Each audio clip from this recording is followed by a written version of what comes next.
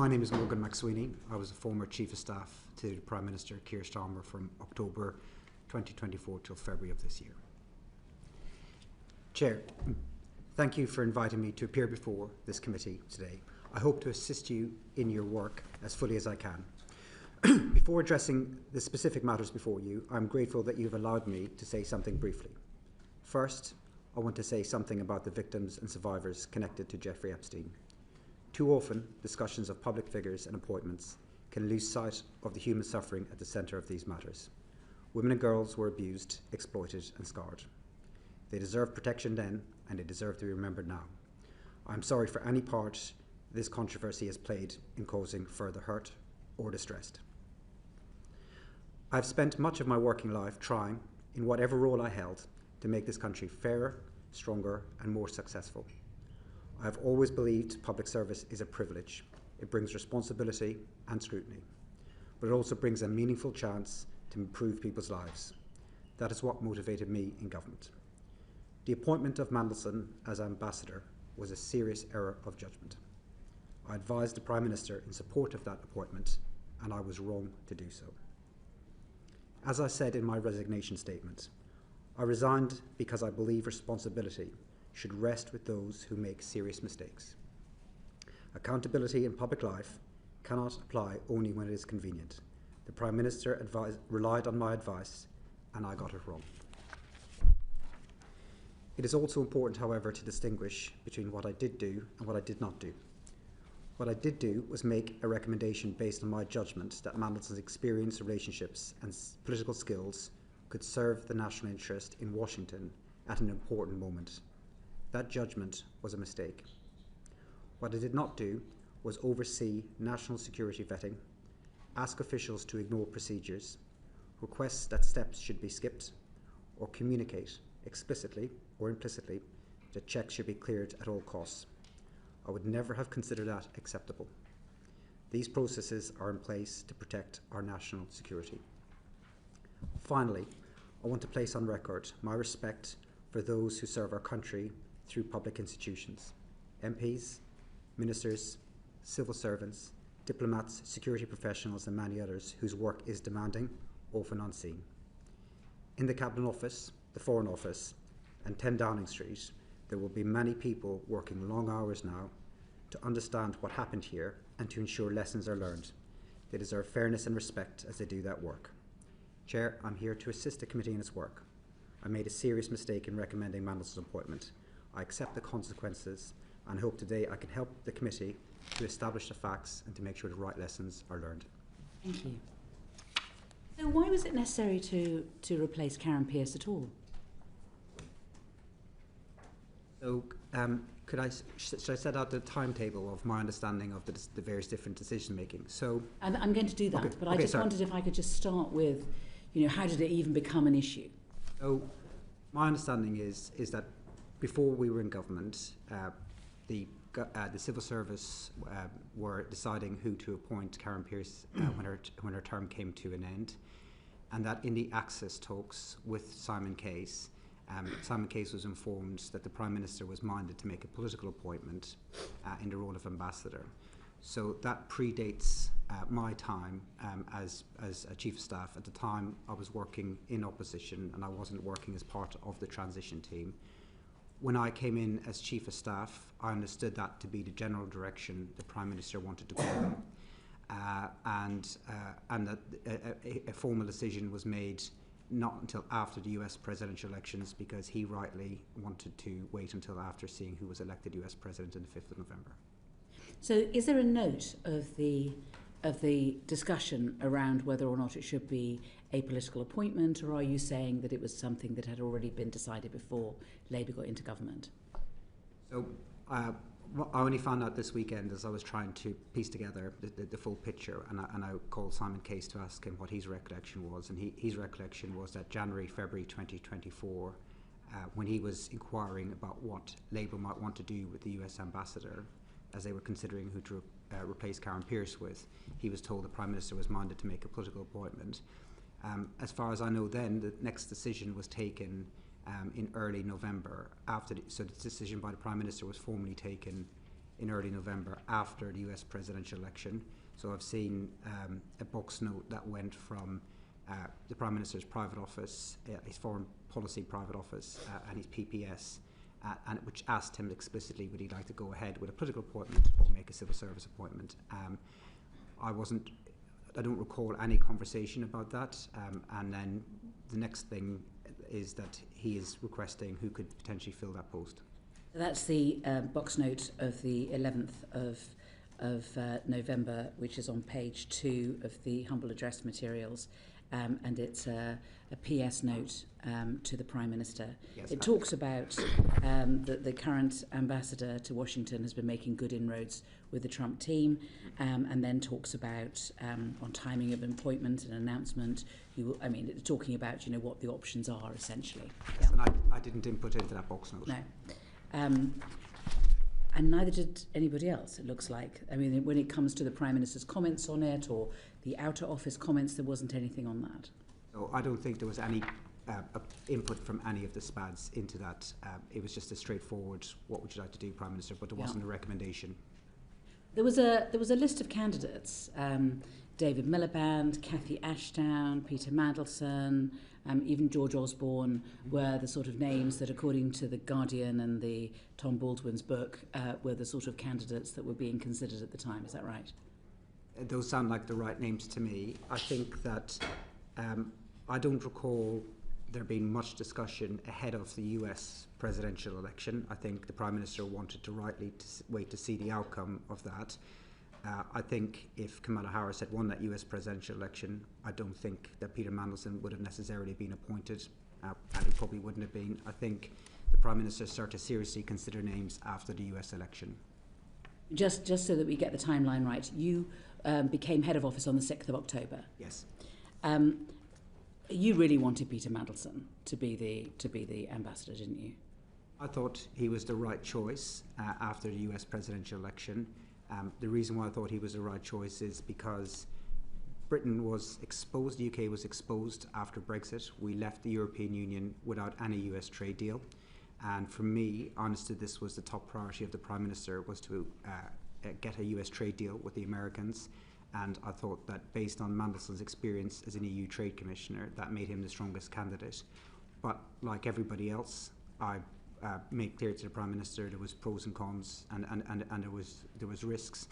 I don't think the Prime Minister would have chosen Mandelson if Kamala Harris had been elected President. I think he considered about who would be the right fit for the White House, and we procured him a short list of 2 strong candidates at that point. I'll come on to that in a minute. But I mean, you wanted. I mean, it was more than that. It was personal as well, wasn't it? I mean, he was your mentor, particularly when you became Chief of Staff, because you had no experience of the weird and wonderful world of Whitehall, but obviously Peter Mandelson did. So didn't he become an indispensable and venerated confidant for you? He was a confidant for me, but I don't confidant. Beg pardon. But I didn't regard him as my mentor. I first had a conversation with Peter Mandelson in 2017. I don't think I really started to go to him for advice until about 2021, and I was 44 years of age then. So I didn't regard him at all as a mentor. I got advice from him, and it was useful. But I also had other people around who were perhaps a bit more shy with the media, who I sought to for advice. We brought in some extremely experienced people from the Blair administration. So Liz Lloyd came into our team, Jonathan Powell came into our team, and I would certainly ask both of those for advice about how things work as well. So I asked a range of people for advice and help. I don't regard Mandelson as ever being a mentor, but certainly as an advisor. So, I mean, when the New Statesman says that Morgan wouldn't breathe without consulting Peter Mandelson first, that's not fair. Yeah, you forgive me if I don't believe everything that's written about me in the papers, but I don't think that was true. He was somebody who I sought for advice, but both when I was campaign director and as Chief of Staff, I built a wide network of people who had done jobs similar to mine in the past, going back decades in the Labour Party. And I will go into. I mean, I really wanted to just sort of start with. I mean, you began by working for Excalibur, didn't you? Which was run by Peter Mandelson. It was an attack and rebuttal unit, basically, in '97, and you worked on that. And one of the things was to also do work on Labour MPs who might be perceived as disloyal. Again, Chair, I'm glad that I can correct some of the records on this, because this is all a bit of a mythos here. This comes from the Independent. Yes. So I was an intern at the Labour Party in the 2001 general election.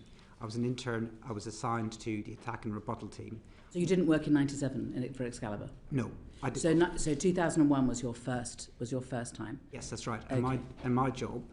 And I hate to dispel the myth to maybe some people from different political parties about what Excalibur was, but all I did was glue bits of newspaper to A4 paper and scan it into a machine. Mm-hmm. It was. We've all done it. Literally that was as sophisticated as my job got. The team wasn't run by Mandelson. The team was run by Spencer Livermore, right. And it included lots of future Labour politicians and SPADs. I never met or spoke to Mandelson in that election, and I didn't even report into who is now Lord Livermore. It was much more junior people that I reported into. And then what I wanted to ask you about was about the accounts in the I paper on the 4th of February 26 that Mandelson was helping to vet candidates, that he was given access to a secret Google spreadsheet of potential candidates, and that there was an off-the-books exercise. There's quite a lot of detail in the article about it, which tends to give at least an aura of authenticity to such reports. Mandelson had nothing to do with the selection or the vetting of any of our parliamentary candidates. I don't know what Google Doc the I is referring to. I'm pretty sure it wasn't a party document. I don't think that we kept... No, I think it's an off-the-books exercise. I think that's the point. Well, but it had nothing to do with me or the party. I was in a senior role in the party at the time. We did everything on the books. There might have been other people compiling their own lists, but his role had no official impact on the selection of our candidates. Our vetting was done by a team inside HQ, and it was all to do with... it wasn't to do with political vetting. It was to do with inappropriate things they might have said or done prior to becoming candidates. And it was an NEC process to determine the suitability of potential parliamentary candidates. But Mandelson was not involved in the selection of our candidates. And there was a strategy document called Labour for the Country, which was written, I believe, after the Hartlepool by-election defeat. And is it right that Peter Mandelson had a big input into that? I mean, it's your document, but that he was involved in that too. So I wrote that document in February 2021, ahead of the local elections to the Prime Minister, because I believed there was challenges the party was facing that it needed to address, and I think Hartlepool showed the scale of the political challenge we had if we wanted to win the next general election. And I certainly asked Mandelson for input into that document, but it was my document. The argument was mine, but I also sent it to half the shadow cabinet. I also sent it to other colleagues, all the senior staff, or most of the senior staff in Lotto at the time. I sent it to, and a document like that where I'm trying to gather my own thoughts, I might send it to 10, 15 people to say, can you give me a view? People from all across the party. But like I said earlier about Mandelson, most of the people who I would go to for advice were much shyer with the media. So you could quite easily put 15 contributors towards a document like that. But it was my document, and it was my argument that I wanted to make to the leader of the party at the time about the direction I thought we needed to take. After Angela Rayner resigned, and when there was the reshuffle on the 5th of September 2025, it's claimed that Peter Mandelson masterminded the reshuffle. In fact, there's a quote, this is not normal. He was US Ambassador. Why was he masterminding the reshuffle? This is reported in the Daily Mail. Patrick Maguire says that on the day of the reshuffle, Peter Mandelson was in number 10 and wouldn't leave. And according to the New Statesman, just before his sacking, Mandelson had been in number 10 to advise on the first cabinet reshuffle. Again, I'm very pleased I get the chance to correct the record on this. Mandelson was in the Cabinet Office and then understood came into number 10 on the day of the reshuffle, but he was not involved in the reshuffle. The reshuffle was extremely challenging because it was a bad day for our party, for the government. We had just lost the Deputy Prime Minister, and we needed to reorganise the government at pace, and the Prime Minister wanted to go ahead and do that. The text messages from Mandelson to me on the day, I believe, will be made available at a humble address. I can't remember precisely what he said, but he texted me his thoughts, and I have to say, on a reshuffle day, I get texted a lot of thoughts from a lot of people. The people who I would respond to and get back to would be cabinet members or other senior staff to ask them their views. I did not respond to any of Mandelson's texts. The text messages set out ideas of people that he thought should be in particular positions. None of his suggestions actually came out to be the case, so his ideas were not followed up. I don't mind getting ideas, but I didn't have a conversation with him about his ideas. He asked me to see me. I don't think I actually bumped into him. I may have done, but I definitely didn't discuss the reshuffle with him. The only text back from me to him is at the end of the day, where I said, look, I thought we did well considering the circumstances today, but I did not take him up on his offers of advice, and I did not act on any of the advice that he gave, and I did not ask him his views on any ministerial appointments. And so are any of your text messages to Peter Mandelson, or not, going to be available in the humble address? Yes. And why is he texting you if you're both at number 10 on the same day? Because he's not in the room. And you didn't bump into him? I might have bumped into him. I don't recall, but I certainly didn't ask him his views. And at the point that he texted me, so the way, and this was my only government reshuffle, there is a big gap between the Prime Minister taking a decision and then the media hearing about it, because we go through a number of processes, especially we have to go to the palace before it's announced publicly to ask the King's permission. So by the time we get to the afternoon, all of the work is done and you're making phone calls, and where the staff move on to is the next day. People text me. I don't like, and they're entitled to do so. I mean, it will be backbench MPs, it'll be ministers, staff members, ex-staff members, journalists, and they will all text me their ideas. Everyone has an idea of how to make. This is the American. This is the ambassador to the United States of America. He's in number 10 on the day of a reshuffle. I mean, it does look odd. At the very least, will you accept that? It wasn't a planned reshuffle. If we had all hoped the day before that the former Deputy Prime Minister Angela Rayner would get cleared and that we wouldn't have had to do a reshuffle. That was our hope. Had Laurie Magnus gone another way, we wouldn't have had a reshuffle at all. So Mandelson wouldn't have been able to just arrive out of thin air. He happened to be in the Cabinet Office that day, and I don't know why he walked into number 10. But in the room which we were organising the reshuffle, there was the Prime Minister, there was the Chief Whip, I think, came in once he had been appointed new, or maybe he was there the next day, and then there was a handful of his senior staff. Mandelson was not in the room.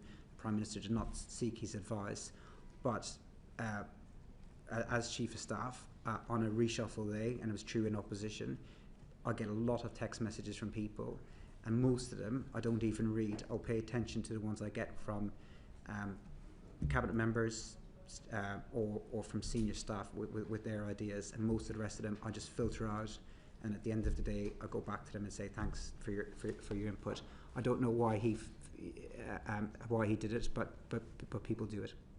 All right. Well, let's go back to the appointment of him as ambassador. So there were a number of problems before he could become ambassador to the United States. I mean, the first being that he wanted to be Chancellor of Oxford and ambassador at the same time. So, I mean, he said on a podcast, the Times pod on the 12th of the 11th, 24, that he thought that he could do both jobs. Now, is it right that you asked for official advice on whether or not the role of ambassador to the United States could be part-time? I don't recall, but I don't recall that I asked if it could be part-time. So I'm relying in particular on an article in The Observer on the 4th of February 26. Morgan McSweeney sought official advice over whether Peter Mandelson, who resigned from the Lords this week in disgrace, could be the UK ambassador to the US and Chancellor of the University of Oxford at the same time, sources have claimed. I don't have any recollection of it. And officials had to explain that being His Majesty's ambassador in Washington was a full-time job in Washington. So I do remember thinking that at the time, that it was a full-time job. I understood that. So, like I said, at the time that he was doing that, I think that had Kamala Harris won the US presidential elections, I don't think he would have got the job. He was certainly lobbying for the job. He did, but I think that Oxford University shows he was also hedging, because he didn't know whether he was going to get it or didn't think he was going to get it. So he was also looking at other opportunities. He did say to me when he was saying to me that he was interested in the job, that he was also going for Oxford University. And my view to him was these are incompatible. I don't see how you could do both. So if you're telling him that it's incompatible, then you wouldn't be asking for official advice on whether he could do it part-time? I don't think I would have, but I can't say for certain. And if why wouldn't you remember something like that? I mean, it is pretty interesting. I can't remember doing so. So I think you're right. I'd remember it if I would have, but I can't remember ever doing so. Okay. I mean, one of the other problems was that Keir didn't like him. I mean, again, for the New Statesman, Keir doesn't even like him, and never really has. He's not Keir's sort of person. And the Foreign Office definitely didn't like him, as far as we can tell. And then, of course, there's all the red flags. So all of these things are problems, getting in the way of Peter Mandelson becoming ambassador. But you still wanted him to be ambassador, right? At the time in Downing Street, there was conversations about who could be the best candidate, and names were considered, and most people were making pros and cons arguments. I have to say, I know that a lot of people now say they told the Prime Minister they were against it at the time. Everything I know about how the Prime Minister works is he will consult widely, he will take a lot of views on, and if everybody else was opposed to this appointment but me, he would not have made an appointment such as that. He does like to try to build consensus within his team and to get a wide range of views, and he doesn't just listen to one person on it. He certainly spoke to other ministers, other senior staff, and took his time reaching the decision that he reached. Can I suggest something to you? That you wanted him to be ambassador, and so what you did was you bided your time for the first 6 weeks after your appointment of head of office, and then you went for it. I mean, as Jonathan Powell has said, it was weirdly rushed. I don't think it was rushed at all. What I would suggest is that it was part of a strategy. It's used in warfare, it's used in boxing, it's used in political campaigns. You go fast and you go hard and you confuse your opponents and you get what you want. You appreciate that. I mean, you are an expert in strategy. I mean, that is a strategy that is used sometimes. That wasn't any strategy that I deployed. When I came in as Chief of Staff, we had big challenges in Downing Street. We had to reset Downing Street. We had a new PPS. One of my priorities was hiring more senior staff into the building because I thought we didn't have enough experience. We had a budget coming up. Most of my time at that time was completely immersed in the budget because I think, from my recollection, we were close to OBR deadlines. These were the kind of things that I was most concerned about, not who the ambassador was. When there wasn't detailed discussions that I remember ahead of the election because we were waiting to see who was going to be elected. So Trump is elected on the 5th of November. Yeah. And what I would suggest is that on the 27th of November, when Mandelson has not been elected as Chancellor for Oxford, it was at that point that matters began. And that so you had between the 27th of November and the 4th of December when the due diligence started. So it's very quickly after Mandelson is available as a candidate, we're doing due diligence. And we did due diligence not just for Peter Mandelson, but for another candidate at least as well. Is that right? Yes. And then we've got in between the 4th of December of due diligence being done and the 11th of December. And on the 11th of December, according to one of the box notes that we've seen, Mandelson's now the leading candidate. So what happened between the 4th of December and the 11th of December for Mandelson to become the lead candidate? What happened in early December? So I would disagree a little bit with the sequence of events. Before a consideration was given to who should be the political appointment, the first thing that had to happen was the Prime Minister himself had to decide that he wanted a political appointment or did he want to go ahead with a civil service appointment. I didn't write into that box note. I think neither did the Prime Minister. Well, I can't speak for what he wrote and didn't wrote. I can speak. You're in charge of his office. There's no note at any stage of, as far as we understand it, unless something, we're about to get something, of the Prime Minister making a decision that he wanted to have a political appointment. There's no note of that, or the thought process in relation to that. And then there's no note, oh, actually, I've now thought about it, I want Peter Mandelson. There's no note from the Prime Minister on that either. So if I take each one of these decisions separately, the first decision he had to make was, did he want a political appointment or not? And I didn't write into that note that I thought that there should be a political appointment. He would have made his decision and he would have told his PPS what he wanted to do, and then his PPS said, now we need to procure candidates. So he could have gone in a different direction at that point, and that would have been the end of it, and we'd have gone ahead with appointing a civil servant as ambassador. So he could have gone in a different direction. I didn't have any strong disagreements with anyone in number 10 that I can recall.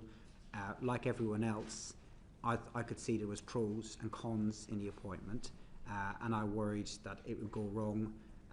So I didn't try to push anything through. We procured two strong candidates for him.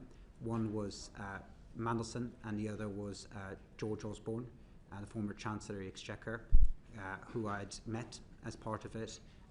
And my view was that we had, and I said to the Prime Minister, you have two appointable candidates. Others agreed that there was two appointable candidates. I can't recall anyone saying that Mandelson was not appointable. So what happened in early December was that you went to the United States and you went with Jonathan Powell. And as far as I understand it, when you were in the United States, you were given a clear message from the Trump team that actually they weren't keen on Peter Mandelson and that they wanted to have Karen Pierce hanging on. So, I mean, did you tell the Prime Minister that? And is there a note of you telling the Prime Minister that? So it's half right. So this is Politico, the 20th of the 3rd, 26th. They didn't talk to me about Mandelson. They made clear that Karen Pierce was doing a wonderful job, and that they would be content with her remaining in post.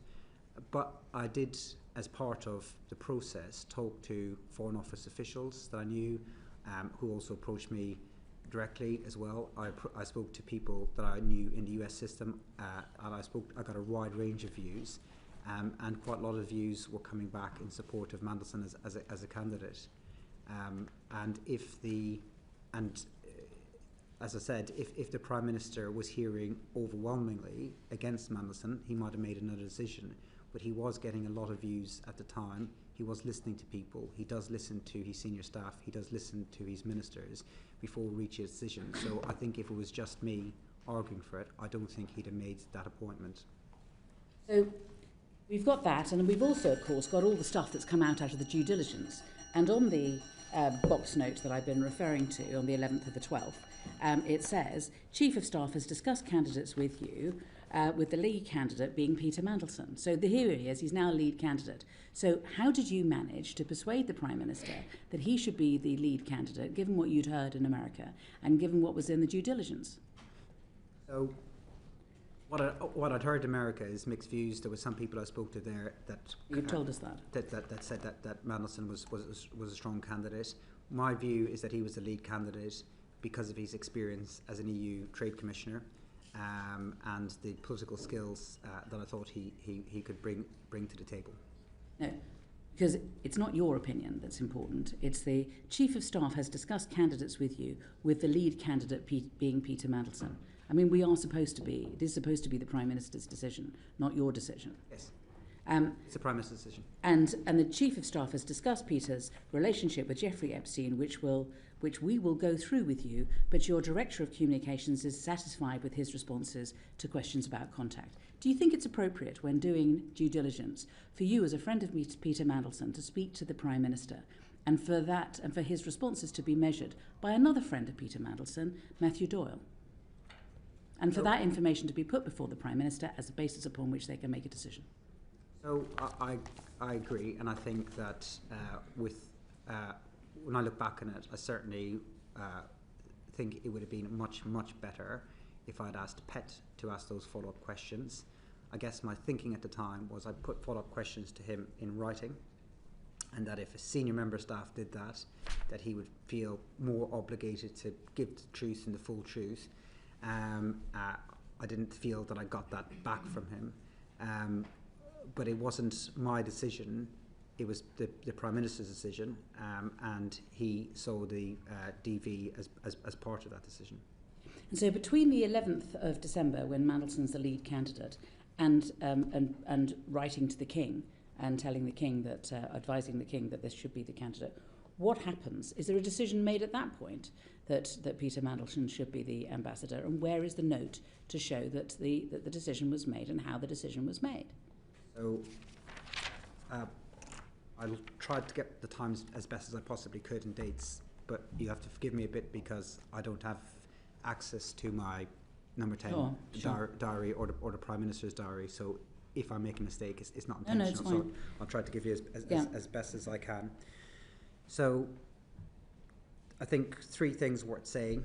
The Prime Minister will be talking to people at that time, saying, what do you think? Everyone will be giving him pros and cons. That's for sure. He will take a view based on a rounded view. Then the last meeting I recall where he said this is the direction I want to go in was with an independent Jonathan Powell and me and him. And then after that, and it might have been the same day or the day before, is when an independent wrote to Philip Barton to say the Prime Minister would like to make a political decision. So that was the last meeting that he had, and in that meeting he would have conducted that meeting the way he always does, which is to make sure everyone in the room has their view. And then what date did you say this was? I've missed it.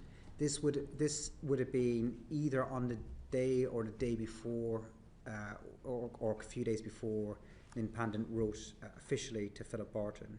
So when an independent wrote to Philip Barton to say, can we begin the necessary arrangements and get Mandelson in place? We're talking like 15th, 16th, something 18th, about that. 17th, 18th. Yeah. So he would have had a meeting then.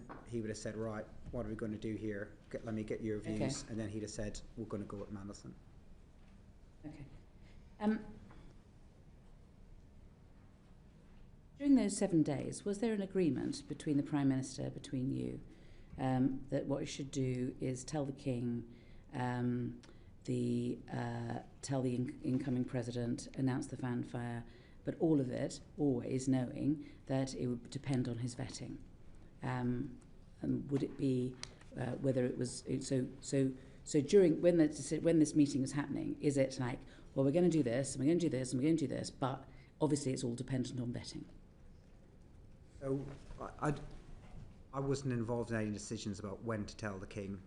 I'm not aware of those processes or when the appropriate time to talk to the King or communicate with the King about all of this. I don't think that we discussed that at the time, and I know Simon Case's letter has come out subsequently. I didn't see Simon Case's letter at the time, or I don't recall seeing it. I think it was directly to the Prime Minister rather than to me. And but it makes sense, doesn't it? I mean, you can't appoint somebody, let alone Peter Mandelson, without vetting him first.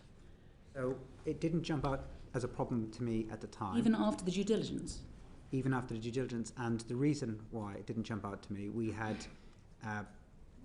around about the same time, and again, I can't remember the dates, around about the same time, we made a political appointment for National Security Advisor in Jonathan Powell. And as far as I remember, we appointed him, and then we began the DV. I was appointed before I began the DV work, and that's what tends to happen. If he had then failed, then we wouldn't have sent him to DC. So it didn't occur to me to ask, because that's how I saw the practices being put in place. I think the Prime Minister is right in saying that that shouldn't happen, and I think that he's now made a decision that won't happen again in the future.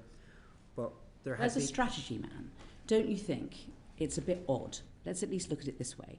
It's a bit odd to, essentially, what you've done is you've briefed the press, you've told the King, you've told the incoming President, he started being paid, he's got his pass, all of these sort of things have happened, and then you do the due diligence. So at that point, due diligence had said, no, sorry, really, too risky, can't do this, and he'd imagine the storm. Sorry, no, due diligence had been done. DV. Sorry. DV. You're absolutely right. You're absolutely right. So it would have been very embarrassing for us. But can I just play an alternative kind of scenario? So at the time, it didn't jump out to me as a problem. We appointed, as I said, I got appointed before I completed all my necessary work. Jonathan Powell got appointed too before the necessary work. If Mandelson's DV had been a problem, it would have been an embarrassment for us. It would have been a much bigger problem for him. But there's an alternative scenario, which is that we had, say, we're going to do DV before we talk to the palace or before we talk to the US administration. The chances of, unfortunately, the chances in government of there being a leak anyway would have been a problem. Either way, if your lead candidate fails DV, it is embarrassing, but it's far preferable to pull that candidate at that point than to go any further. If that happens to your candidate and your candidate blows up and you have to pull them out, that's what happens. It's embarrassing to us. It would have been worse for him. But at the time, nobody said to me, hang on, before you announce anything at all, make sure that we do this DV first. Of course, if somebody had, I wouldn't have questioned it. I would have, but at the time, the agenda was that he is offered the job on the 20th, and he's supposed to be in Washington on the 20th of January. So that's just a month, and during that month, there's Christmas and there's New Year. I mean, all I'm suggesting is that this was part of a deliberate strategy to push this as fast as it could be in order to ensure that people could not raise any objections in the circumstances, because there simply wasn't time. No, I don't agree with that at all. If there was problems with his DV, we'd have pulled them. If we'd been told that he couldn't get the necessary security clearance, I've no doubt the Prime Minister would have pulled them. I mean, in the event, the Foreign Office couldn't complete the work until after the inauguration, but the timetable was being set by the US political calendar. We wanted to wait until after the US presidential election to work out who the candidate should be, and we did want the candidate in place by the inauguration. But it wasn't a big deal that he wasn't in place by the inauguration. He was in place, I think it was about 3 weeks later. This is my last question. So do you think that when the chance came for you to give Peter Mandelson his last job, you stopped thinking about what was best for the government? Really, you stopped thinking about what was best for the country. And you just thought, I want to give this job, this great job, to one of my heroes. And it became an obsession. And it may be that the Prime Minister can be criticised for giving you this leeway, but it was a leeway that you abused. And you stopped thinking strategically. You closed your eyes to the risks. You didn't consult the necessary people, the Prime Minister, the Foreign Secretary. You railroaded this through as fast as you could before anyone could realise what had hit them. I don't think that's true. I certainly spoke to the Foreign Secretary a number of times. I have then Foreign Secretary. I have a very good relationship with the Deputy Prime Minister. I've known him for very, very many years. And I would certainly have spoken to him extensively at the time. I don't regard Mandelson as a hero. I think that's an exaggeration of the kind of relationship that I had with him. In every advice that I gave to the Prime Minister, hand on heart, I thought I was operating with a motive in a national interest. In politics, you over decades, you know a lot of people. I've had to, in 20 years in politics, I've had to fire friends from jobs. I've had to turn people down who were desperate for jobs, who were closer friends of mine than Mandelson's, who really wanted jobs in number 10, or people who thought they were going to be ministers, because I've always tried to operate in national interest. The amount of times I've had friends come and see me or phone me who were really angry at me because they didn't get the job that they wanted to get. That's what politics is. You have to try and always operate in the national interests. Of course, you know people, and then you make judgments that in this case turned out to be wrong, incorrectly. I completely accept that, but it was this was not some heroes trying to get a job for. I thought that his skills as an EU commissioner would help us to get the trade deal that I think the country needed, because we were very, very exposed after Brexit, and getting that trade deal right was very important. I thought he had the skills to do it. I made the wrong judgment. I completely accept that, but my motive was always in the national interest. Afri, you want to do a follow-up, and then I'm going to Sir John. Is that right? I had a few follow-ups. Oh, well, I'll go to Sir John first, and then I'll go to you, if that's all right. Thank you, Chair. Can I just be clear? The Prime Minister had decided that he wished to make a political appointment. Was it you who first said, Prime Minister, I've got the perfect candidate, Peter Mandelson? I think the first person who put Mandelson's name forward was Mandelson. Directly to the Prime Minister, I want the job? Or I think he talked. I don't know if he spoke to him. I think he talked to a lot of people, making it clear that he was interested in the job, including, I'm sure, possibly even members of the press. But yeah, that's where that came from. I don't remember the Prime Minister asking me a view prior to the US election. I think, but I can't remember. But I think he was keeping his cards close to his chest, waiting to see the outcome of that election. And I think there would have been, for a Labour administration, a broader range of candidates available to him had the Democrats won that election. You've set out why you think he was well qualified to do the job, but you've also known him for a very long time, and you will also be fully aware of the fact that he had twice had to resign from the cabinet, that he had business interests with China, that he had a close friendship with Jeffrey Epstein, and also that he was friends with Oleg Deripaska, who was a confidant of Vladimir Putin. Despite all those things, you still thought he was the right person for the job? Well, to take each one of those in turn, after his last resignation, he had rebuilt a reasonable reputation for himself. He had gone as an EU commissioner, and as far as I was aware at the time of his appointment, and I don't know what will subsequently come of their own investigations, but he had a good reputation. He was seen to have done a good job as EU commissioner. Then he came back into British politics and served as a very senior member of Gordon Brown's premiership, Gordon Brown's government, and again at the time was well regarded as a senior minister in that department. So he had done these two big political jobs long after his last resignation. It's why I think that a lot of the media and a lot of other politicians at the time thought that this was the right appointment for the country. The nature of the relationship that I understood he had with Epstein was not a close friendship.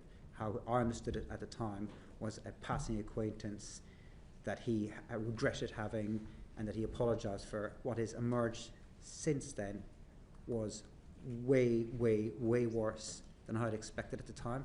And it was when I saw the pictures, when I saw the Bloomberg questions in September 2025, I have to say it was like a knife through my soul. I did not expect that level of connection that he was talking about there. As for the other issues that you're raising, I thought business interests would be dealt with in the Foreign Office, so people look at things like conflict of interests. When we appointed SPADs who have business interests, Cabinet Office and PET would deal with that, so that wouldn't be something I would deal with as a Chief of Staff. And if there was any national security issues whatsoever, then my assumption on that was that would be dealt with by DV, and if there was any national security issues whatsoever, we would then be told if there was a problem, and then the Prime Minister could pull the appointment. So from what I knew at the time, I thought he had re-established himself as a credible political, senior political figure in Europe and in the Brown government. I did not was aware of the extent of the relationship that he had, and I thought that these other issues would be dealt with at other parts of the process. Your discovery of the closeness of his relationship, you say, was a knife to the heart. But the box note says that you discussed with Peter Mandelson his relationship with Epstein, and that you then discovered as a result of that conversation, for instance, the fact that he stayed in the flat belonging to Jeffrey Epstein after Epstein had been convicted for paedophile offences. That wasn't a discovery that I made. Did you advise the Prime Minister of that? No, that was in the DV form that was from DV? So, no, beg pardon, you're right, a due diligence form from PET.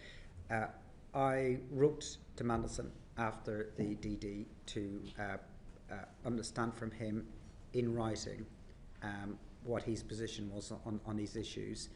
That email that I sent to Mandelson and his responses from that, the Met Police are using as part of their investigation. When I was in number 10, I was told that we couldn't share either the questions or the answers to those questions or the email itself with the media or as part of the humble address process until the police were finished with it, because they said it would interfere with their investigation. And so I've stuck to that since I've left Downing Street too. But in your conversation with the Prime Minister about Peter Mandelson's relationship with Epstein, the subject of Mandelson staying in Epstein's flat after the conviction, that was part of the conversation. It's hard to answer that directly without saying what was in the contents of the emails. But my understanding at the time, which I could maybe say about what my understanding was from hearing him talk about it and listening to his friends. My understanding at the time was that his relationship was a passing acquaintance that he knew through somebody else, that he's the way of he's describing it was that he realised that it was a mistake, he deeply regretted it, he broke it off many years before. He wasn't advocating for the guy or defending the guy in any way, and you take all of these things into consideration. What then emerged as the relationship in September last year was not the relationship that I was led to understand. It was very different.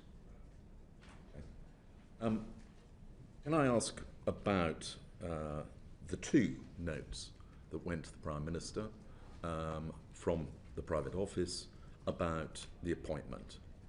In each case, they've been released under the humble address process.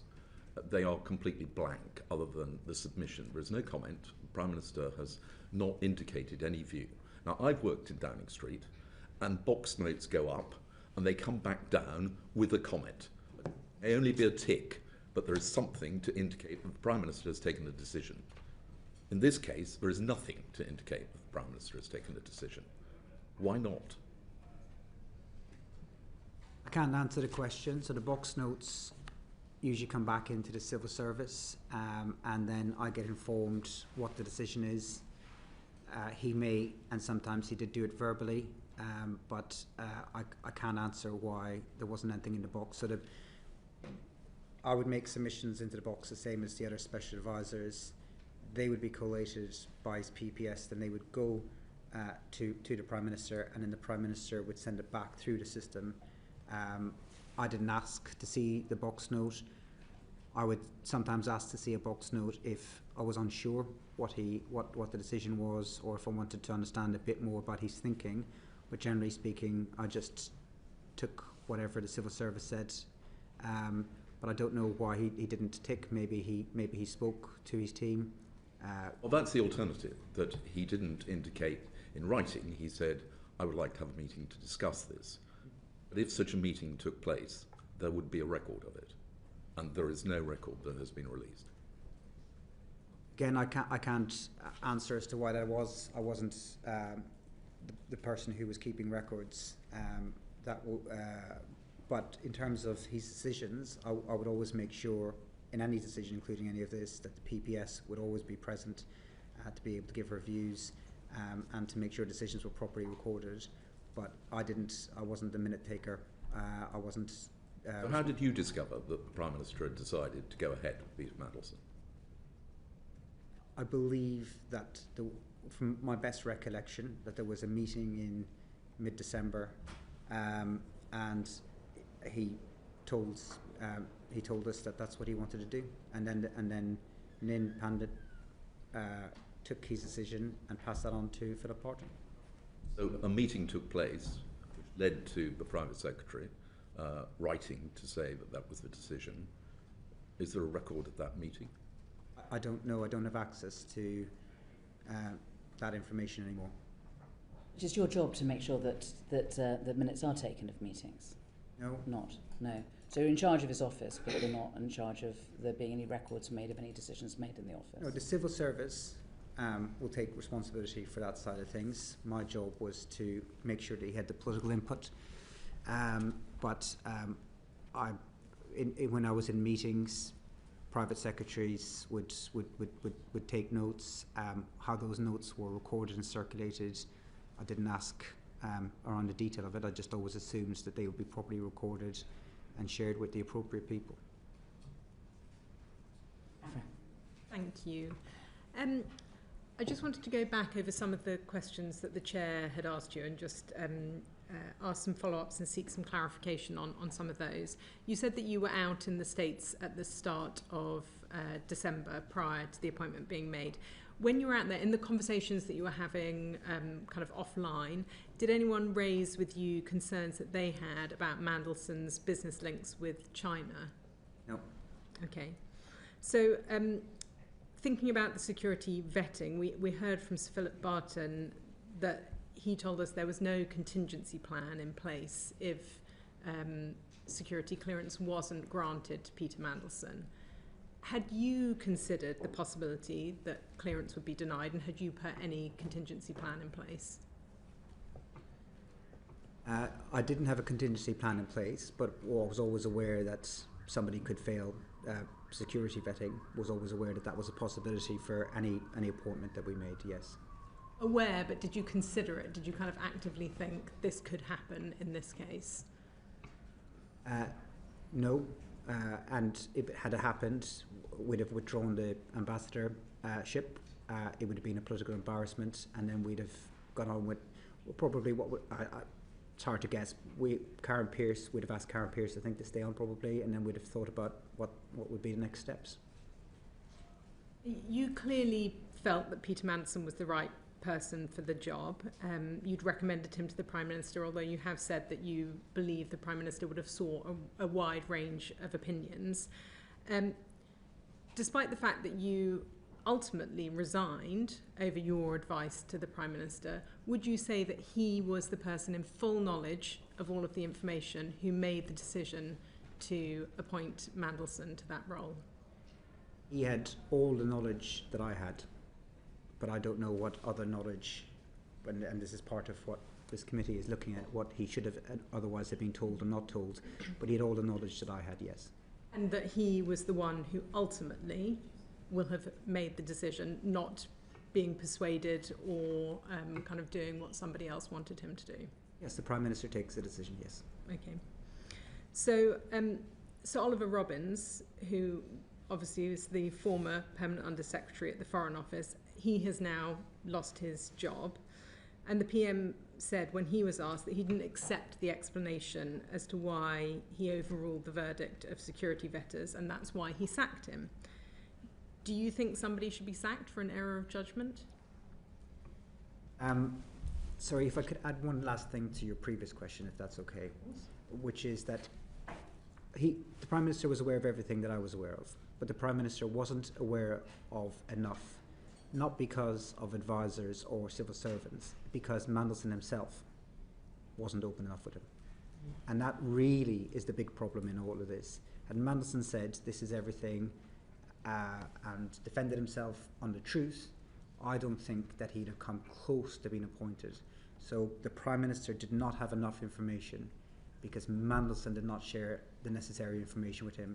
He had ample opportunity to do so and did not, and that is where, above all else, that is where this was let down. If he had been honest, like any other person, and the thing that I always thought about Mandelson was I thought he cared about his party and he loved his country. So banked that he would at least be honest with his Prime Minister in such a post, and I think that's where really it was let down. So I don't think that the Prime Minister had all the necessary information to make the decision. Sorry, I've now forgot your next question. Beg your pardon. That's okay. And thank you for your answer on that. I must say it appeared to me that there was a significant amount of information that had come forward in the due diligence, but I think there may be some questions from others on that, so I won't push on that now.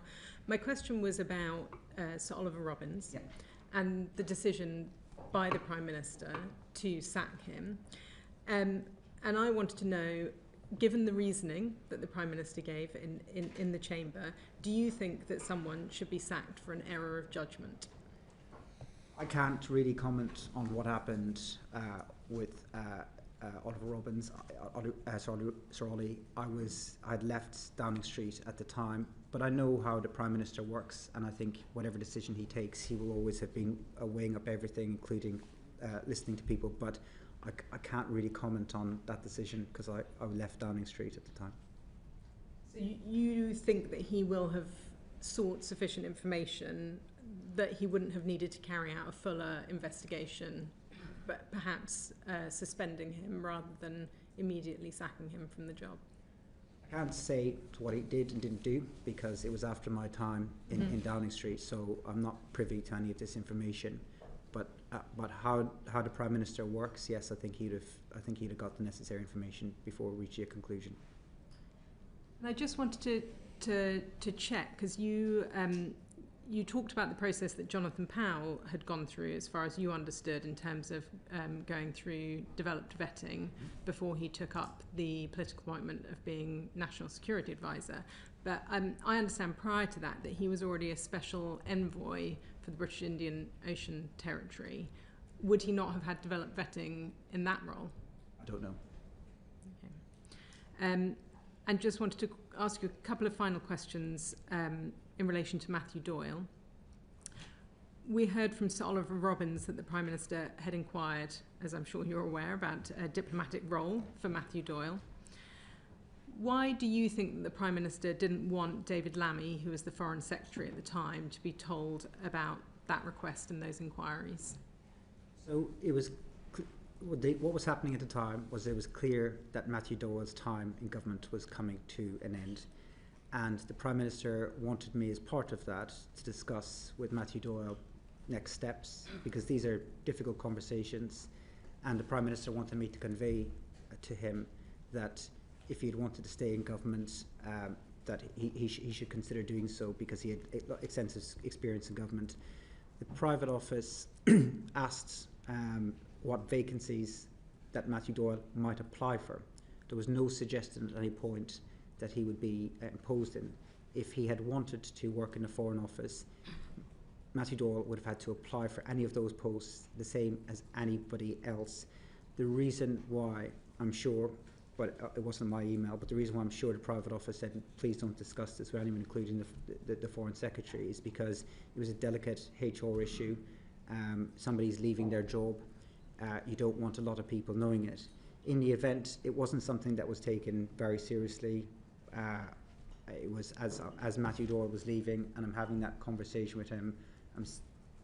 People don't really engage in that conversation because it's a tough thing. And I'm saying, look, and I would have said to him, there are jobs coming up in the Foreign Office you might be interested in, such as these kind of things. But he didn't actually engage in that. He didn't seek to apply in any of that. He said he wasn't interested in any of that. He was in a senior job as Director of Communications. My understanding at the time was that it wasn't unprecedented for SPADs to apply for and get foreign policy jobs, such as Ed Llewellyn under the previous Conservative government, but it wasn't something that we talked about a great deal. He didn't apply for any jobs, but for reassurance, he would have had to apply the same as anyone else. And had he said he wanted to apply, absolutely at that point the Foreign Secretary would have been involved in that conversation. But the reason why the private office didn't want it shared around was because it was a sensitive issue for exiting somebody from their job. So if your answer is that he would have to apply in answer to an advert, like anyone else, like equal opportunities policy says, then why does anybody need to ring anybody else up? Well, because the Prime Minister wanted to say to Matthew Doyle, look, you've done a good job, but we have to change the direction that we're going in comms. There's other jobs coming up. It was more about a kind of softer landing. There was no suggestion in any conversation that anyone had with me that there was a desire to impose him into any job. All I said to him when he was leaving was, look, there's these jobs coming up, would you be interested in them? But he wasn't. So that was the end of the conversation. And the only reason to keep the circle of people knowing limited was because it was a HR issue, and we just don't want to have those wider discussions. We want to have those discussions with as few people as possible. But I don't think this was a big conversation with anyone. I think it was all very, the Prime Minister saying, look, can you have this with him? Well, he wanted to, I mean, they are difficult conversations. He wanted Matthew Doyle to be able to land on his feet somewhere, and he wanted to encourage him to apply for the next thing. And then part of that is telling to people, look, there is time to move on, but there are other opportunities out there. So, I mean, you say it wasn't a big conversation, but obviously it went to the head of the diplomatic service, so that's quite a senior conversation to be having. You, in your answer, you say that you believe it was not told to David Lammy, the Foreign Secretary at the time, because it was a sensitive HR issue. Are you aware of any other discussions between Number 10 and the Foreign Office, the Permanent Undersecretary, whether it was Sir Oliver Robbins or Sir Philip Barton, in which the Prime Minister on Number 10 asked for the Foreign Secretary not to be involved in the discussion? No. And would you say, how involved would you say that the Foreign Secretary was at the time in that decision to appoint Mandelson as the ambassador? He certainly would have had several conversations with the Prime Minister.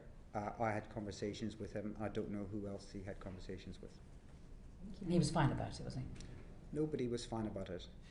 Everyone could see that there was risks, and like everybody else, he would have flagged that there are risks. And I don't want to share with the committee what conclusions people came to, because I think it's for other people to say. You were there. I mean, you were there. There's no notes, you know. So we're just trying to understand how these decisions are made. We've got the Foreign Secretary. Here he is at a meeting. We're discussing whether or not Britain should send Peter Mandelson as ambassador to Washington. I don't see what's wrong with you telling us whether the Prime Minister, whether the Foreign Secretary thought it was a good idea or not. Because I can't remember precisely what people said, and like. Don't tell us word for word. Just okay. Like, did he say, "Okay, yes, let's do it," or did he say, "Actually, I've got reservations"? Like everybody else, he could see that there was cons and risks, and like everybody else, he would have seen. I had reservations too. Like everybody else, he would have had reservations. He'd have discussed them iteratively with the Prime Minister. The Prime Minister would have taken the Foreign Secretary's views very seriously. He is somebody who he's close to politically. He obviously appointed him afterwards as Deputy Prime Minister in that reshuffle you were asking about earlier. So he was somebody who he was the then Foreign Secretary. I'm getting the terms right. The current Deputy Prime Minister is somebody who the Prime Minister is close to. Would have got his views. He would have also got his views of senior staff and other ministers. And the Prime Minister would not have dismissed any of those people's views, and would have taken them in the round before making a final decision. Okay, let me try one more time. Sorry. Did the Foreign Secretary say, "I think this is a bad idea"? Not to me. Okay. Edward. I just wanted to go back quickly to your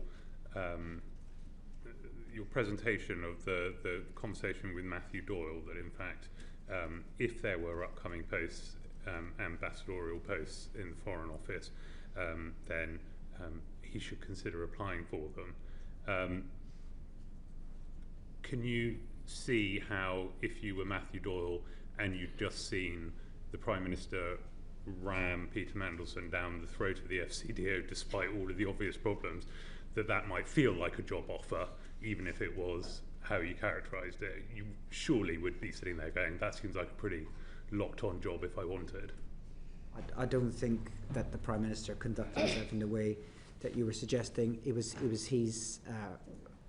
told by the Cabinet Secretary that he was allowed to make a political appointment, and he made his political decision about who he thought the candidate should be. It's then for the machine to implement the Prime Minister's decision. Sorry, and certainly not the way I would have put it to Matthew Doyle when he was leaving. I would not have said, and I would not have needed to say it. This was you wouldn't have, because you would have been sitting there going, well, if I want the job, I'm definitely going to get it, because the Prime Minister didn't get Peter Mandelson one. Certainly not. No. I certainly don't agree with that. This was about a duty of care to somebody who was leaving, and saying to them there are other opportunities out there. In the end, he didn't ask for any follow-up on that, but I would not have said to him, we're going to move you from this to this, or whatever job you want is yours. I certainly would not have said that to him, and it was the same when other people were leaving too. You would say to him, look, there might be other opportunities in the future. But have you heard the phrase "jobs for the boys"? I mean, this is so far from any equal opportunities policies that I've ever heard of. I mean, don't you think this is a little odd or shameful? Well, the same was true if we had to exit senior women from the team as well. We'd have said to them, if you want to stay in government, and some did. But Matthew Doyle would have had. I don't want to. I'm just saying, talking about senior women. I mean, what job was she given, for example? Tsar of the Regent. So, Sue Gray's now in the House of Lords, but this isn't about. He wasn't promised a job, and had he applied for the job, then the Foreign Office would have considered his application the same as anyone else, and the equalities and all of the other necessary procedures would have had to follow in any direction. So he was. Sorry, Mr. McSweeney, that is not what Sir Ollie Robbins told us. Sir Ollie Robbins told us that Matthew Doyle's name was another one that was floated as a political appointee, which, given that when the Prime Minister politically appointed Mandelson, it was a lock, it would be fair to assume, if you are Matthew Doyle, that effectively the similar guarantee was being made to him. I wasn't asked to. I didn't send that email to him. It was the opposite, though, of jobs for boys. He was losing his job, and all I said to him was there might be other opportunities. It was never followed up, and I was not told by anybody, not by the Prime Minister or the private office, you need to go and promise him a job. It was just a simple duty of care conversation. You're leaving the job. There are other opportunities in the future. Do you want to explore them? And it was no, and that was the end of the conversation. Epstein. Thank you, Chair. I want to take us back to a couple of questions that the Chair asked earlier in relation to Matthew Doyle. So on the 11th of December, the note to the Prime Minister, Director of Communications is recorded as saying that he was satisfied with his responses to questions about contact with Epstein. Matthew Doyle was the Director of Communications. Did you trust his judgment, given what we know about Matthew Doyle?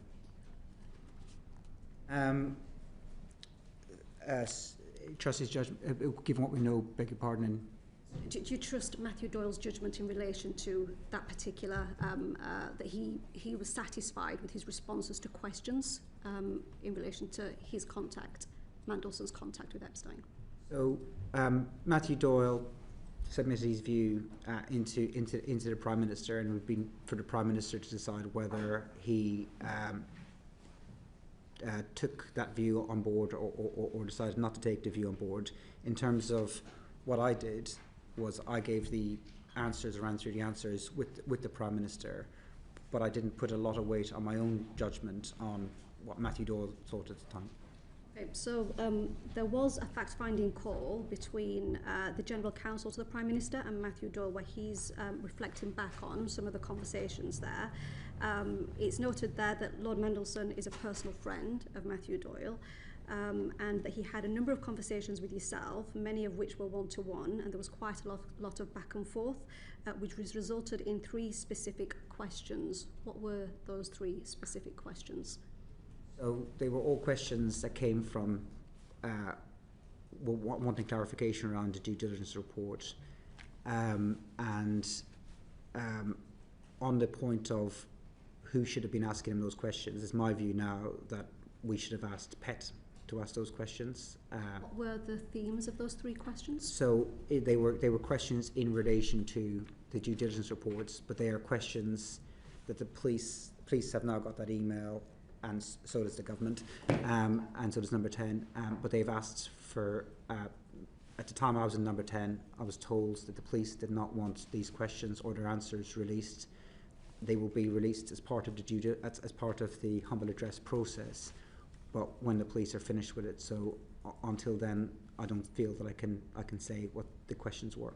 Okay, and do you think that given the scale of the appointment that 3 questions were sufficient enough to interrogate Mandelson?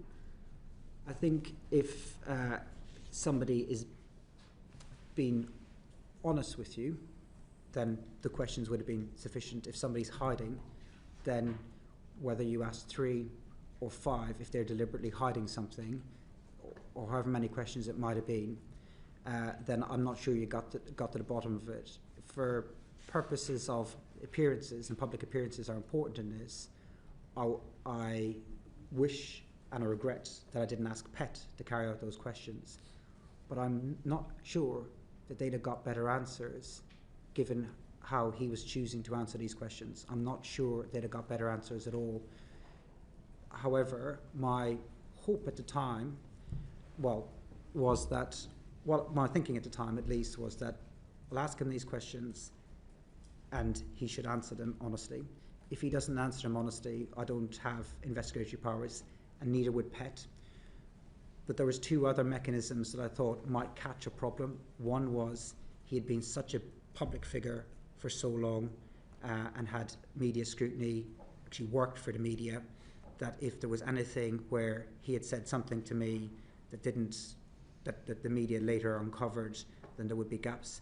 I also thought that DV would expose if there was any further risks. So I thought those were the other next steps where there was some safeguards in place. But if somebody isn't fully truthful about the questions they answer, then if there was been a different person asking it, or if they'd asked more questions, I'm not sure. It's hard to tell. We don't know. But with hindsight, I wish that I'd asked PET to ask those questions. Okay, Did you put those questions in writing? Yeah. Is your evidence that you put those questions in writing because you thought Mandelson was more obligated to tell the truth if he had to write it down? Yeah, and I had a record as well. So does that mean that you advised the Prime Minister that you didn't think that Mandelson had told you the full truth about Epstein? No, I didn't say that to him. Or did you say, that the Prime Minister thought, well, if there's a serious problem, the DV will pick it up? No, I didn't say there's a serious problem. The DV will pick it up. No. No, but I mean, either you thought that Mandelson was lying to you about Epstein, and presumably you told the Prime Minister that, or you thought, well, or the Prime Minister thought, well, okay, he's lied, but let's make sure, but the DV will pick it up, so that'll cover us at that point. No, I thought he had told the truth. I thought if he had written to me and set it out the way he did, that he'd have told the truth. That was a mistake. Right, so he'd lied before and then he told the truth when he wrote it. I thought he I didn't think he had lied. I thought he had told the truth, and I thought, and that was the basis of which I thought we were going ahead. But I also thought, if I was wrong, if he had been lying, I thought he told the truth, and that's why I thought we should proceed. But I thought if I was wrong, and he had been lying, that might be picked up at DV. And whatever he wrote, he essentially assured you that that any allegations about him staying at Epstein's house once Epstein was in jail was all fine. Again, I don't think I can share the contents of the emails and the questions and his answers, but when he wrote back to me, I assumed wrongly that he was telling me the truth. Okay, so coming on to another fact-finding call, this time with Jonathan Powell. He's recorded as saying that he raised concerns directly with yourself in relation to the reputation of Mandelson. you responded back to him saying that the issues had been addressed. What issues had been addressed? I don't recall that conversation. Like everyone else, Jonathan Powell was saying that there was pros and cons, but I don't recall that conversation. You don't recall any issues being addressed? No. Okay. So I'll take us now to areas of conflict of interest in the due diligence checklist. So you said earlier that nothing jumped out at the due diligence stage and that you weren't aware of the extent of the problem. Did you look at the due diligence checklist in detail that was provided? So things jumped out as a problem, but nothing jumped out as me a problem in the regards that we hadn't done the DV yet. So I assumed the DV process would happen following the Prime Minister's decision. It didn't jump out at me that it was public, that that's who the Prime Minister's preferred candidate was before we did the DV. On regards conflict of interests, my assumption was that would be picked up with the Foreign Office when he was being employed, because when we had SPADs appointed who had business interests, that would be picked up by the Cabinet Office and not dealt with at a political level. Okay, so in the due diligence checklist under professional financial relationships, it says that the retained role and interest in Global Counsel would have to cease, come to an end. Did you make sure that that took place, or at any point did you question that? I left all that to the Foreign Office because that's not my skill set or expertise. I wouldn't know how to even manage that. Okay, and then in relation to reputational risks, so again, earlier you referenced that nothing jumped out at the due diligence stage. Did you have the chance to read the 2019 report commissioned by JP Morgan? Sorry, just again, it did jump out at me that this was a problem. What didn't jump out as a problem was that we had yet to do DV. So I can't recall reading it, no, but I recall thinking this is a problem and we need to ask some follow-up questions. Okay, so questions were asked in relation to the JP Morgan report, but not enough to cause serious concern. It wasn't the volume of questions. I don't think that was a problem. It was the nature of the answers and the lack of honesty. Did you see, have you read the emails between Mandelson and Epstein in the JP Morgan report? I can't recall reading them. Okay, I will reference some of them where Epstein says, was Peter helpful? These are all in the public domain and were from 2019. Was Peter helpful in relation to the intention to sell a government asset? Epstein emailing Mandelson saying, I like to see my suggestions come to fruition. In 2010, Mandelson shares the guest list for an event he's speaking at in Shanghai. Another email from 2010, Mandelson emails about Russian businesses. Were none of these emails brought to your attention as a serious red flag? No. Okay. So if these were not part of the due diligence process, did the Prime Minister have any understanding of the depth of concern that was raised in the report, the JP Morgan report? So he read the due diligence file. I don't know precisely what his overall views on it were. Nobody thought to bring it to the Prime Minister as well, the content of the report? Other than what I think he saw, I'm not that I think that was a failing of your role as the Chief of Staff to bring it to the Prime Minister? I think that I would have expected due diligence to produce all the content that was available out there, and not for me to run a parallel process to look for other due diligence. So I didn't add my own further investigation to it. It was all in the public domain, so this is everything that the general public would have known. So this was not serious enough to require you to, first of all, look into the evidence, and secondly, report it to the Prime Minister. I didn't carry out any further investigations, and I think, looking back on it, I think that the DD process was surprisingly inadequate to me. We had so when we came in to government, we had introduced adding DD to appointments of SPADs, special advisors, which wasn't there before. I we started to use other SPADs to do it because the process, I think, wasn't good enough, generally speaking, and this report, I think, was insufficient. And should I have asked further questions of the report compiling team, then I think that's fair. I think I should have. And final question from me. You said it was wrong to appoint Mandelson.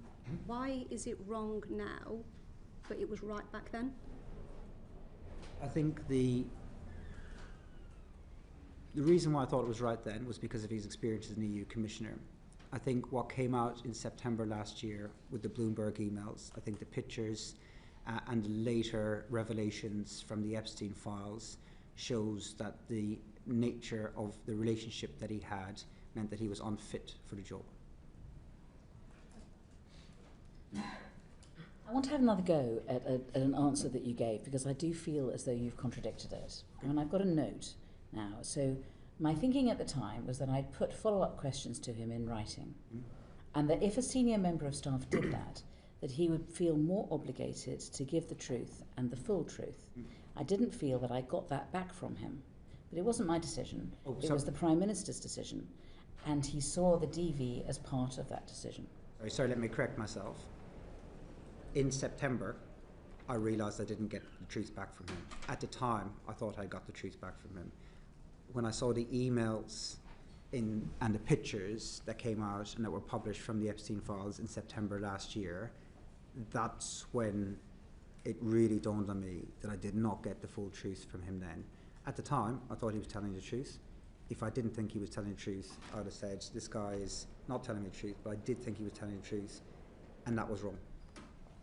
So I didn't feel that I got that back from him, but it wasn't my decision, it was the Prime Minister's. You didn't mean any of that? No, I didn't feel that I got the truth back from him in September last year. Sorry, I might have mumbled my words. I got the answers back from him. I thought that he was telling the truth.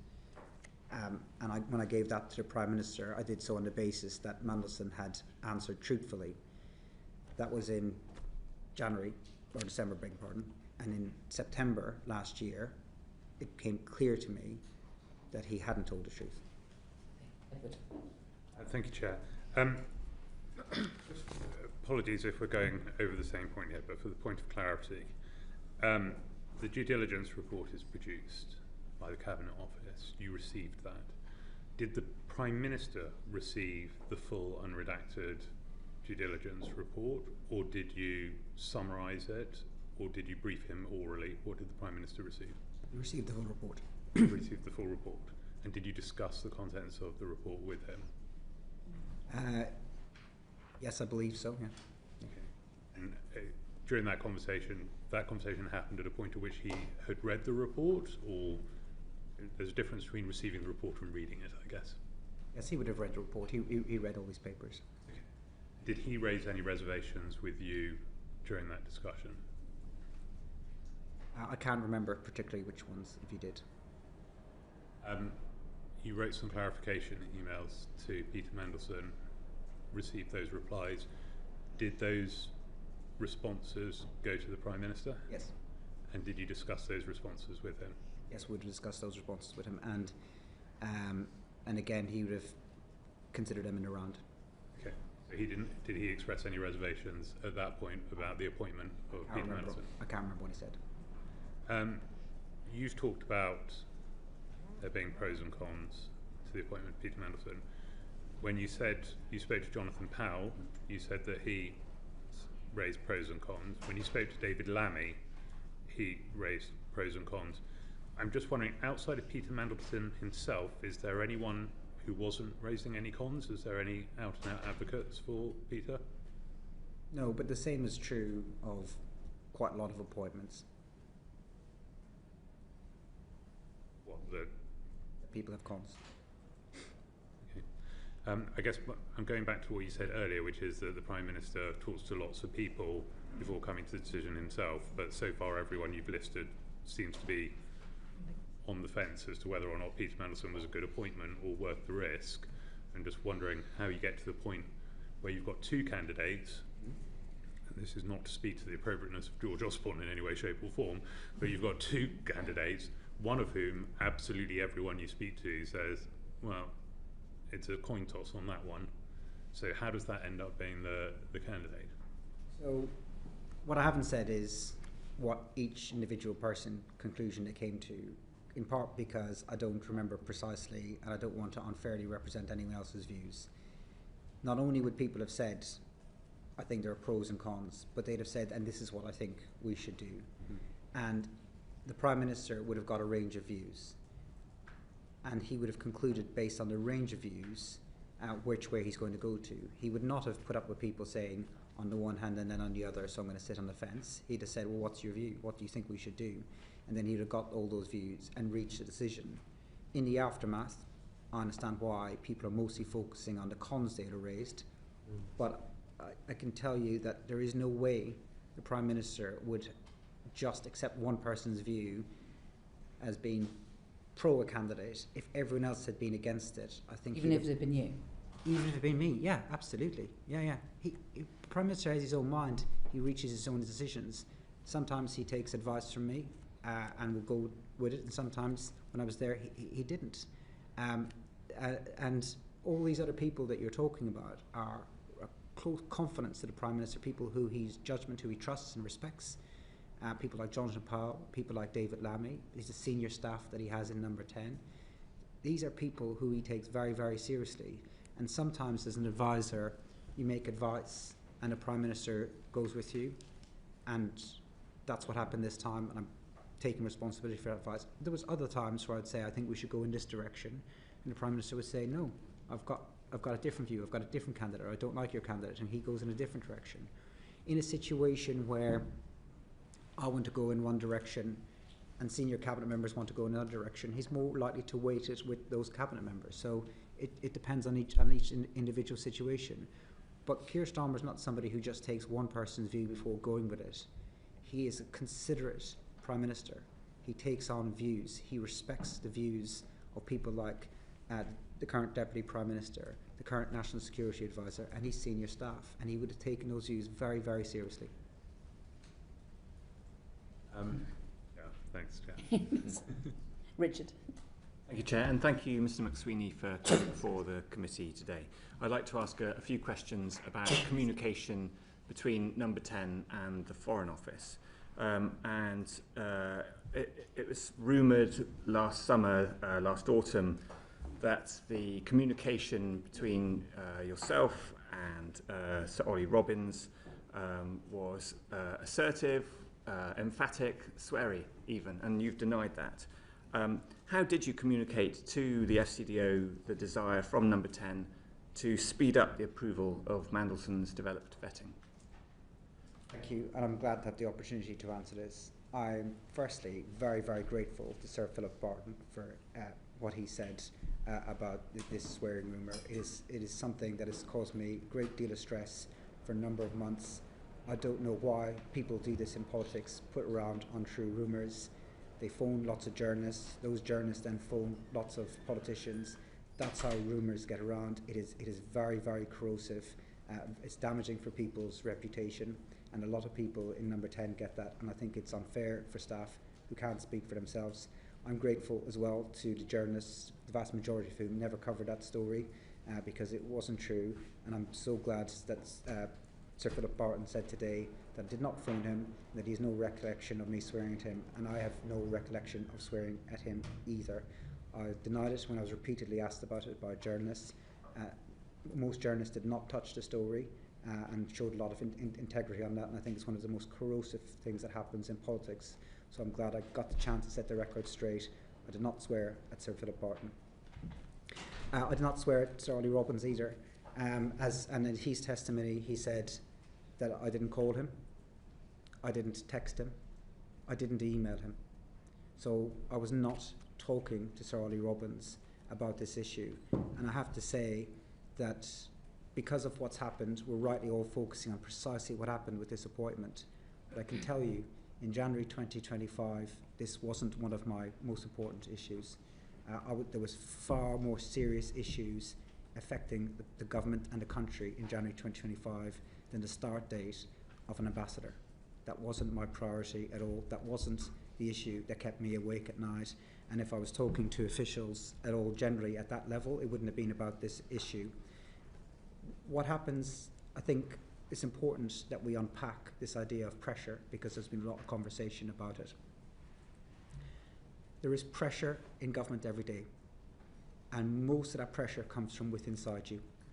Every civil servant, minister and SPAD I worked with woke up every morning feeling pressure to make the country better, wanting to move faster. The challenges the country face are great. That's where the pressure comes from, and rightly so. And Number 10's job in all of this is to make sure that the Prime Minister's decisions are acted quickly. But there is a real difference between asking people to act at pace and asking people to lower standards. And we never did that. We never asked people to skip steps at any part of the process. I didn't speak to, I don't think I spoke to Ollie Robbins about the appointment or the start date. I think I had a conversation, at least one, maybe two, with Philip Barton, but it was on a wider Zoom call.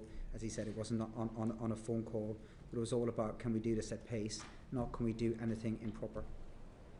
And I mean, accepting the point that your communication wasn't directly with Sir Ollie, we know from Sir Ollie's testimony that there was communication from Number 10 to the Foreign Office, even if it didn't include you both individually. And so who in Number 10 was applying this pressure that Sir Ollie described? So the private office of Number 10 chased the appropriate department every day on decisions that the Prime Minister would have made. There would have been occasions where I'd have asked, where are we with this decision? But as a priority of Number 10 of our daily meetings, the start date of Mandelson was not something that was regularly on the agenda. It would have been sometimes. So what happens is the Prime Minister takes a decision, and then the private office will chase another private office. If it's a political issue, if there's a political barrier, then SPADs will chase SPADs, or occasionally it might elevate to talking to ministers about what's going on in the department.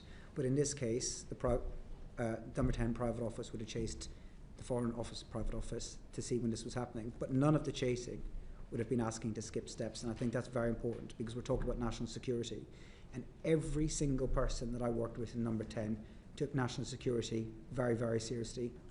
Everyone there knew what was at stake with national security and would not have played hard and fast with national security. I just want to repeat back to you a couple of lines from Sir Ollie's testimony to this committee last week. He said, "My strong sense that there was an atmosphere of pressure and a certain dismissiveness about this DV process." And separately he said, "Throughout January, honestly, my office and the Foreign Secretary's office were under constant pressure." Do you refute that? Like I said, I'd like to unpack the two elements of pressure here. We're under pressure to try and get decisions implemented. Our preference in Number 10 was that Mandelson was in post for the inauguration. And we wanted him in post for the inauguration because it was an opportunity to get to meet the new incoming administration and other key figures in DC. In the event, the Foreign Office were unable to get him in post by then. He didn't start for 3 weeks later. So they couldn't deliver on that timetable, and it wasn't the end of the world for us. It wasn't a big deal. Our preference was 20th of January. I believe he started in the 10th of February, sometime around then, 2 or 3 weeks later. So we didn't get the timetable that we wanted, but we wanted it to be done quickly. But I worry that this conversation that's happening, and it's right that it's happening because people need to understand what's happening, is bringing two things together that are completely separate. Yes, we wanted it done quickly, but at no point, at any point in Number 10, did I witness anyone being dismissive about DV or national security. That pressure around the timeline may have been misinterpreted as pressure for an outcome. So how would you reconcile the pressure that Sir Ollie described last week with the Prime Minister having stated at Prime Minister's questions last week that no pressure existed whatsoever in relation to this case? The Prime Minister was saying there was no question, there was no pressure in relation to vetting. I don't think I ever had a conversation with a senior official about anyone's vetting. As Ian Collard said in his letter, he didn't think it had any impact on the outcome of their vetting. I think there's a world of a difference between saying we want to go quicker and we want to be reckless. There's a world of a difference from saying to a taxi driver, I'm late for a plane, to can you break all the red lights and go speeding. There's a world of a difference between those things. One is proper. We want things done quickly. The people of this country should want, number 10, to say we want things done quickly. The other one is wholly improper. We want steps to be skipped. I mean, you're talking about red lights. I mean, the pressure put on civil servants, potentially, meant that they missed 2 red lights on the form, on page 10, the summary form, which said that they recommended that he didn't pass DV. I mean, according to Ollie Robbins, he didn't see it. According to Ian Collard, he didn't see it. So they both of them missed those red lights. And is it not because of pressure being put on them? That's not what either the testimony from Ollie Robbins or from Ian Collard's letter said. My understanding was he said that he does not assess that pressure affected the outcome. I thought that's what he said. Neither of them can talk. You're the one who raised red lights and cab drivers. Both of them miss the red lights. Both of them miss the green, orange, red. Neither of them can tell us that they saw those 2 things. It seems to me to be fairly clear evidence that the DV was making a fairly strong recommendation. And yet we hear both of them seem to think that it was a borderline case leaning towards not. Ollie made his assessment and would have carried out the processes the way he saw fit. I can't comment on how the DV process worked. I'm only learning about the DV process in real time, watching these interviews and watching this committee's work. What I can say is that nobody in number 10 ever thought it would be acceptable to skip steps. Yes, we want to move quickly, but that does not and should never involve making decisions that put national security at risk. I haven't seen anything in Sir Ollie's testimony or Ian Collard's letter that suggests that they did not follow proper procedures. They're saying they did follow proper procedures. Why they missed them, I think, needs to be part of how we draw the lessons from this. But they're not saying that they did anything improper, and nobody's saying they were asked to do anything improper as well. You've heard from Sir Philip Barton, you've had the letter from Ian Collard and Sir Ollie Robbins and Cat Little, and these are all like brilliant people. None of them said they would be asked to do anything improper. And from everybody I know in Downing Street, private office people would not ask if other private offices to do anything proper. These are serious people who worry about national security. We've got Fleur next. Thank you, Chair, and thank you for coming in to see us today. I'm going to take you back to the very beginning of the process. It's famous that Peter Mandelson hosted dinners with political people at his house and in restaurants. It's widely reported. Did you attend any of those dinners in 2024 or up to your departure in 2025 at his house or in restaurants? I didn't hear that last bit. Did you attend any of Peter Mandelson's kind of private dinners that he hosted in his house or in restaurants? He held monthly dinners for political people. It's just reported. I haven't been to any of these. I don't think anyone here has, but have you been to any of those dinners? So I've been to 2 dinners in his house. One was, I think they were both in 2024 with a wider range of people. I think 2, yeah. Maybe 1 lunch and 1 dinner, I think. In a restaurant in the whole 4 years I knew him, I think twice as well. I went for dinner with him. Thank you. And we're trying to get to the bottom of who really proposed Mandelson's appointment. So you have said that you're sorry for your part in it, but also that before you started in post after the election, there were some access talks. You referred to access talks in January 2024, which you weren't party to, but which happened. You know that Peter Mandelson's name came up. Was it a done deal? Oh, sorry, no. I didn't say whose name had come up. Okay. So I spoke to Simon Case, Yep. trying to piece together what happened, and he said, I said to him, I recall there being a sense that we always seem to have wanted a political appointment. I said, when did you first remember this? And he said January, February 2024, that Simon Case asked the Prime Minister's access team what they thought about the US ambassador. They were replacing Dame Karen Pierce. They were thinking about who to replace her with and what the process was. And Simon Case was informed that the Prime Minister was minded to make a political decision, but as far as I know, Mandelson's name was not in that. Okay. And at the dinners and lunches, the 2 dinners and lunches that you attended, did Peter Mandelson did he lobby you about becoming the ambassador to the US? So he did lobby me, but not on either one of those dinners. One of those dinners was after he was ambassador, and I should say also I had dinner when I went to the US in the embassy. But he did lobby me, but I don't think at the dinners, no. And the process you've talked about with George Osborne and Peter Mandelson were the 2 names in play. How far did the process of George Osborne's potential appointment that then didn't lead on, go? Did he have due diligence assessment made of him? Yes. And what was the outcome of that due diligence then? Was that the important factor between the 2, one going before another? That wasn't the important factor in my recommendation, no. I don't. I can't remember what the due diligence said for George Osborne, but it was carried out. I spoke to both of them, and the prime, and yeah, I think it was similar. Okay, and your due diligence meetings with Peter Mandelson, and you subsequently asked for more in writing. How many times did you meet him, or how long were your meetings with him for the due diligence? None. The due diligence report was carried out by PET. All by PET, and by writing to you? No. So PET carried out the process.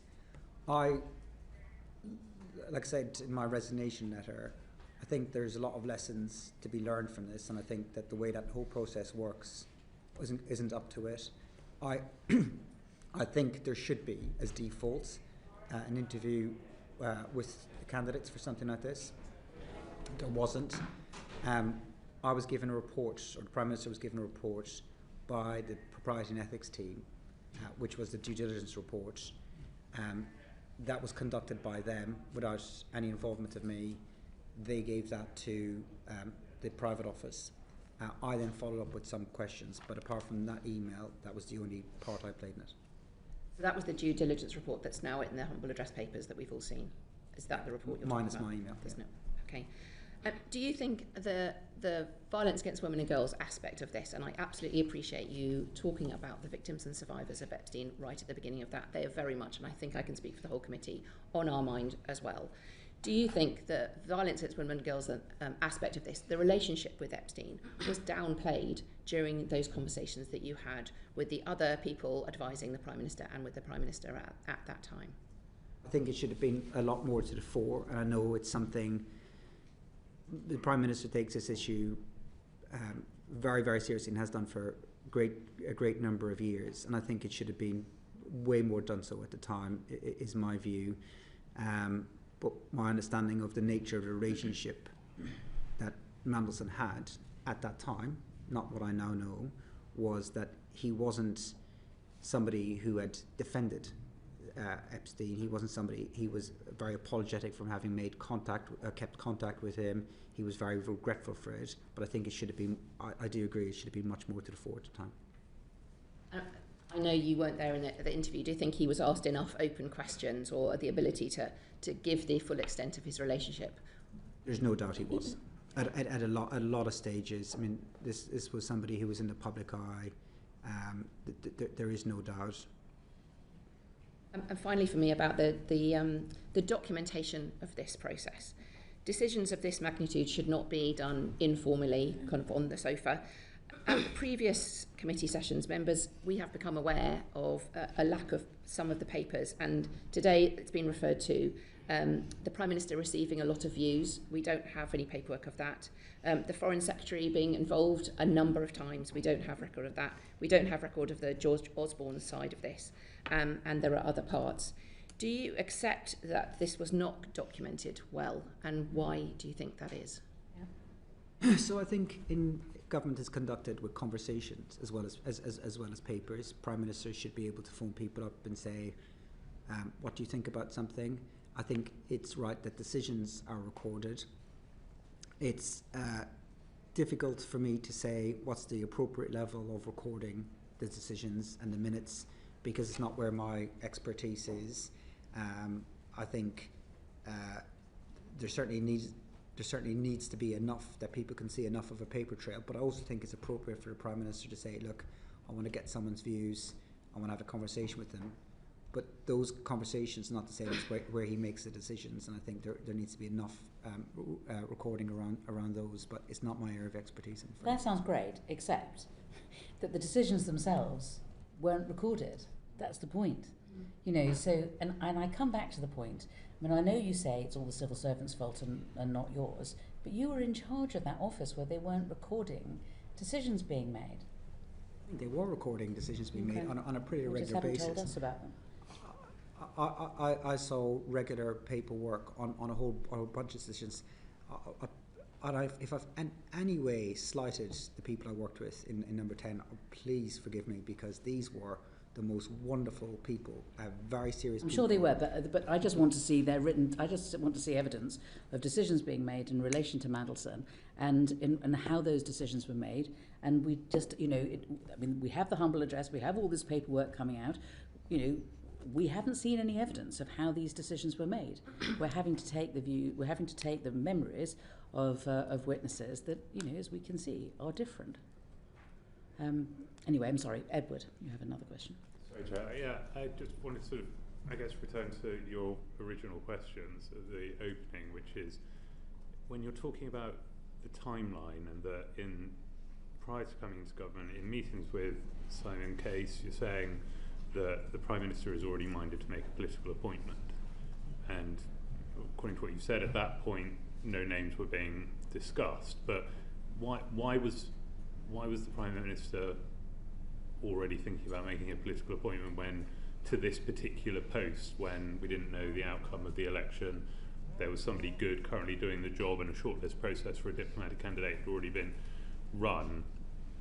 What is the logic to saying that job there I might make a political appointment to?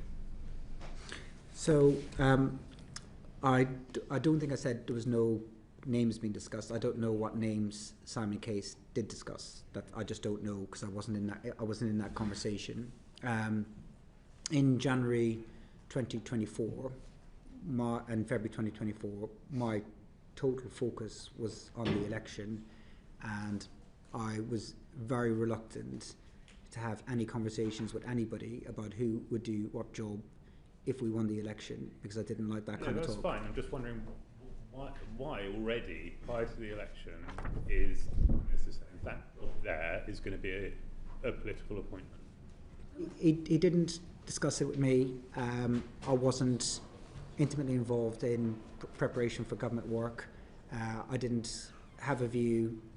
I don't remember even having a view of it at the time. The Australians did something similar with Kevin Rudd. I don't know where the origin of that idea came from. Because to the Chair's point about, you know, this looking like it was a railroaded decision, you've already got, prior to the election, the PM identifying that position as somebody who wants to make a political appointment to. You've then got two candidates, and again, not to speak to the suitability of either of them, but one of them is a friend of Jeffrey Epstein. I'm assuming the other one isn't.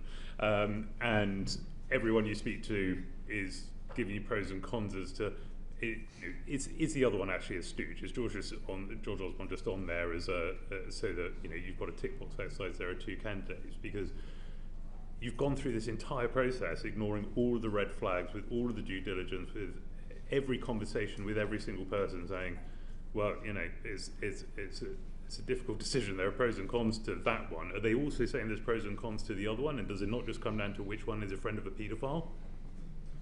So I think there's three things on that. One is, I don't think that he railroaded. If the civil service was being told in January, way ahead of election, that should Labour win a general election, they would look to a political appointment, I think that was ample time to prepare processes, to talk to senior officials to say this is the direction a Labour administration might want to go in. So that's the first thing. Second is that I think if Kamala Harris had won the US presidential election, I think it would have gone to a different candidate. Third is that the nature of the relationship between Mandelson and Epstein wasn't known to us at the time, and that's not the nature of the relationship that we understood it to be. That's not the nature of the relationship that he represented it to be. And the final part is George Osborne was a very credible candidate, and part of the thinking was the relationship between sister parties or parties of a similar political persuasion, his more recent experience, the fact that he had commercial acumen, the fact that he was Chancellor of the Exchequer. He was a very credible candidate and one that we gave serious weight to. Just push back on a couple of those then, please, Ms. McSweeney, because actually we've already seen that the due diligence report contained the 2019 JP Morgan report, which shows that the relationship was more extensive. And as for putting in place the processes, the civil servant putting in place the processes, according to Philip Barton's timeline, it was barely a month that they were given to go through the entire process and do DV and agreement and everything in order to get him in place in time for inauguration, which was your desire. Yeah.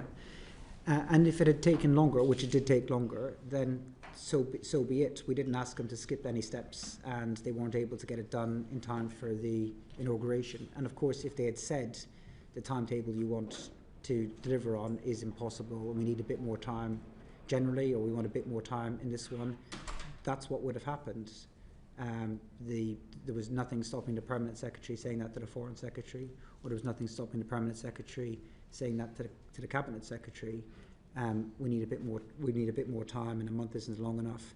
As it turned out, they didn't complete the process until several weeks later. I just want to just do an assessment now, where it's 4 minutes to 1. We hoped that we would finish by 1. I think we're unlikely to now because I know that everybody is agitating because they're all thinking actually there are further questions we want to ask. So what I would like to do at this stage is to say we aspire to finish by 20 past. We absolutely must finish by 1:30. And what I'll do is I think take Uma and then Alan and Alex, who I know have kind of quite a lot of some questions of Dan as well, and then I think John and Abdesem and Afra may have follow-ups, but I think we do it that way. So Uma. Chair, thank you. I'd like to put on record that over the past decade I've worked twice with the witness. He's used to robust conversations with me. Hello, Morgan. In your opinion, actually let me rephrase, both Sir Philip Barton and Sir Ollie Robbins have said that it was Number 10's decision to announce the appointment of Peter Mandelson before the vetting process. Did you or did anyone in Number 10 make that decision? Or in your previous answer, you said that was, you suspect Sir Peter Mandelson had said that. Was this a Number 10 decision or was it a Peter Mandelson decision? It wasn't a Peter Mandelson decision. I don't know whose decision it was. It wasn't my decision. And as the Prime Minister said now, we would do things differently. But it didn't jump out to me as a problem that that DV was happening after the announcement. That's what happened in the case of the National Security Advisor and my own appointment. And would you have expected senior civil servants to intervene, to flag any issues, to say, actually, this is not how the process happens, the vetting should happen first? Because Sir Philip Barton said that vetting should happen first. You know, we're not from the civil service, we're not to be expected to know this. Would you expect the civil service to have intervened there and told you these things? Yes, if somebody thought that there was a problem with how it's being run. I had a pretty good relationship with both Simon Case and Chris Wormholtz as Cabinet Secretaries, met them pretty regularly, and there was always opportunities for them to tell me when and where, which they did do, if they thought a minister was doing something wrong, or if they thought a SPAD was doing something wrong, or if they were unhappy with something Number 10 was doing.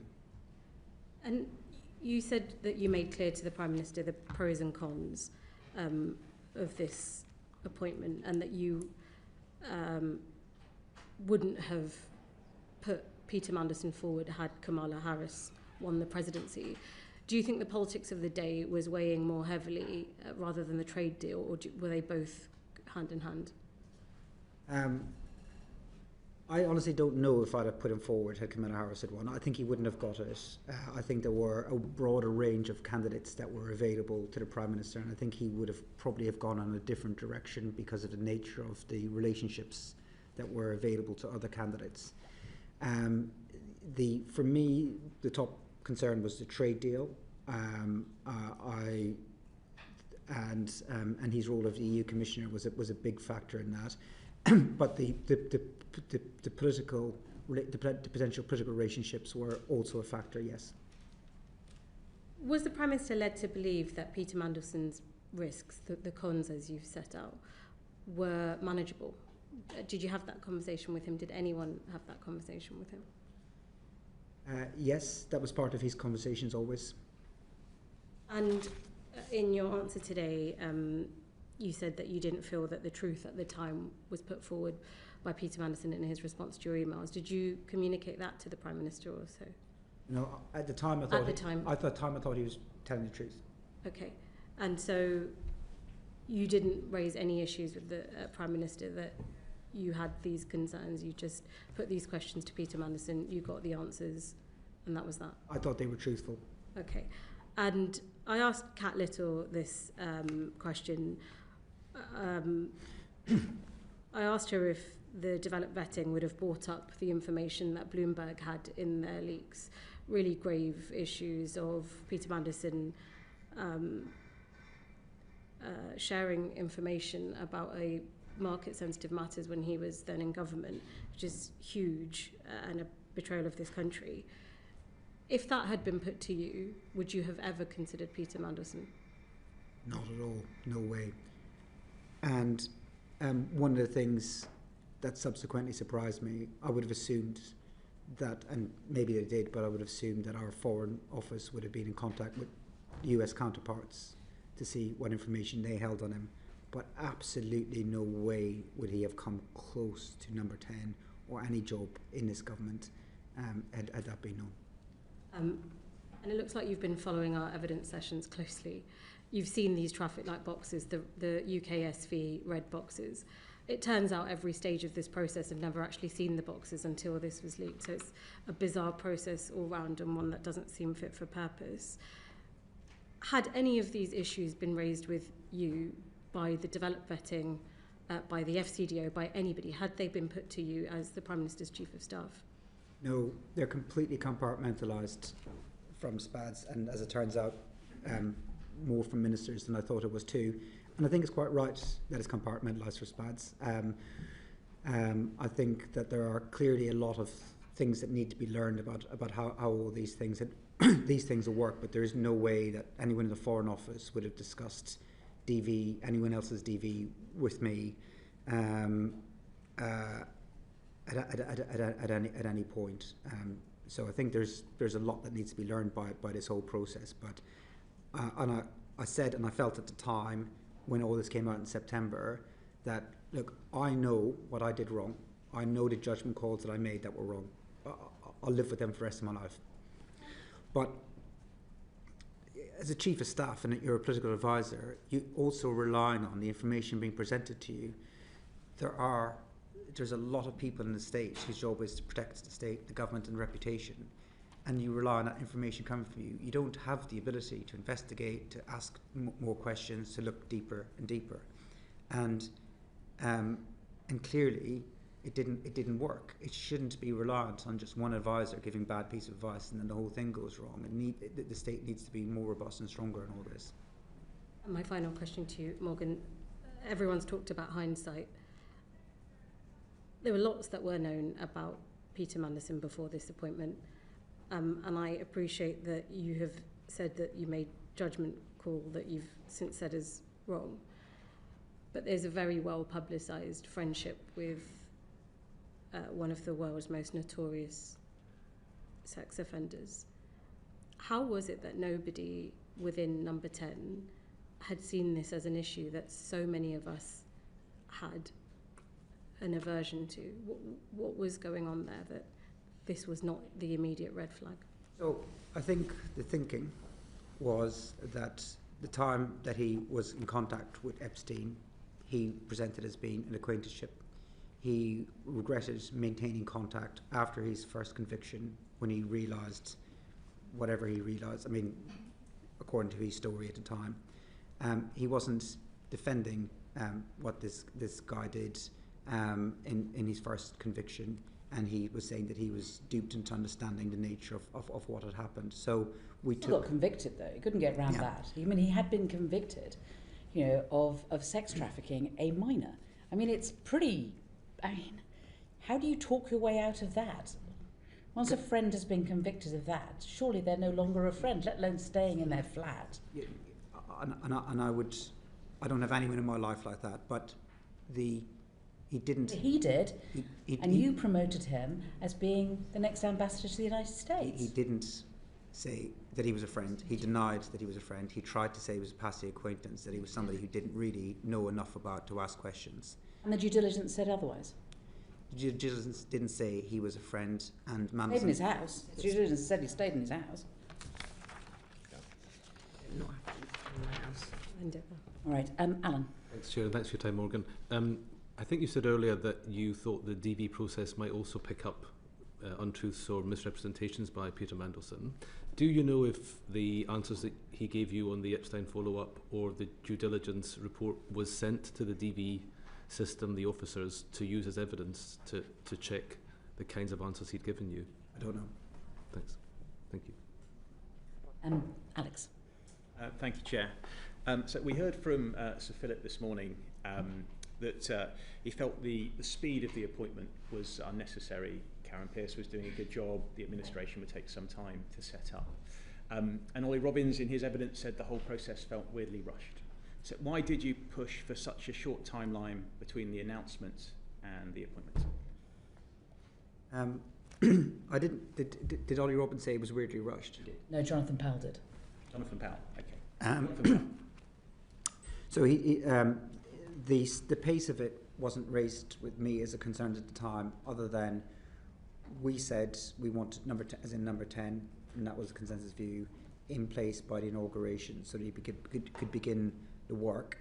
And and in the end, the Foreign Office were unable to complete all the necessary arrangements by then. So there was no point where, if they'd said we needed more time to carry out further checks, that we'd have said we've got our own timetable here. You need to crack on regardless. So they took the time that they needed to do it right, and all of the evidence suggests that they carried out the processes in the correct way. I think we wanted to get. I mean, it's not unusual for number 10 to say we want things to be happening quicker than the departments are prepared to move in, and it always ends up being number 10 kind of gets some of its own way, and then the department gets some of its own way, and that's what happened in this case. And you didn't think to consult with the head of the diplomatic service on that timeline before you announced it, and then put pressure on to deliver on that timeline? I don't think that we publicly announced our preferred date when we made the announcement. No, I don't think we announced that when we announced that Mandelson was going to be the ambassador, that we said he would be ambassador by this date. We twice heard, both from Philip Barton and Sir Ollie, that the Cabinet Office was asking whether DB was necessary at all, whether because Lord Mandelson was a Privy Councillor that would be sufficient. Presumably Cabinet Office wouldn't have done that off their own volition. Did that come from number 10, and where did that thinking come from? Absolutely not from number 10. I find that bizarre. I would have thought, of course, an ambassador would have to have DV. Where might that would have come? I have no idea, but I was reassured by what Philip Barton was saying, is that wasn't something that was considered for long, but I only found out about that as part of this. I find it bizarre. I would have assumed that, of course, the US ambassador should have DV. I don't know how serious of a suggestion it was by anybody. You said yourself, because you were appointed without DV and the National Security Advisor was appointed without DV, it wasn't unusual. Do you think that the number 10, when you were Chief of Staff, had a dismissive or an uninterested approach to security vetting because of your own experiences? No. I think everybody in number 10, because of what you learn in that job takes national security more seriously than any other issue. And when you were appointed after the election, what level of security clearance did you have? I think it's common practice for ex-civil servants to not talk about the security clearances they had, and I'll continue that practice, because when you're in post, you're told you can't say what clearances you have. I had all the necessary clearances to do my job, and I saw whatever papers I was given, and that process is managed by civil servants. Okay, so you had DV at the point that you were appointed as Chief of Staff to the Prime Minister? I don't want to say what my security clearances were, but I had all the security clearances I needed to do my job, and I completed the forms and the processes and the interviews the same as anyone else. I mean, this whole thing is about security clearances, developed vetting. We've had a long conversation about the process. I think if you had developed vetting at that point when you were Chief of Staff to the Prime Minister, you would be able to tell us. And I'm surprised that you're not telling us. Because what I understand from speaking to civil servants is that the practice is that they don't share what security clearances they had. I'll follow that practice, but only to say that I had all the necessary clearances to do my job, to read the papers I read, to attend the meetings that I attended, and that I completed every form and everything that was asked of me in all of those processes. And do you think that attitude, because it's a different process for SPADs than it is for civil servants, and I got DV when I was in the Foreign Office, as I think every other person does, do you think that contributed to you trying to expedite the process and having an uninterested attitude towards Peter Mandelson getting DV? Not at all. I think there would have been no suggestion from anyone in number 10 to skip steps or to take any risks on national security. But at the same time, I wouldn't have asked the Foreign Office about how someone's security clearance are going, because that's not something the Foreign Office would discuss with me. There are photographs taken, though, of people wearing their passes, and they're different colours. So a green one is DV and an orange one is the lower level. And so there's a photograph of you with a green pass, but not when you first took over the job of being Chief of Staff. So when did you apply for your DV, and how long did it take for you to get it? I don't recall.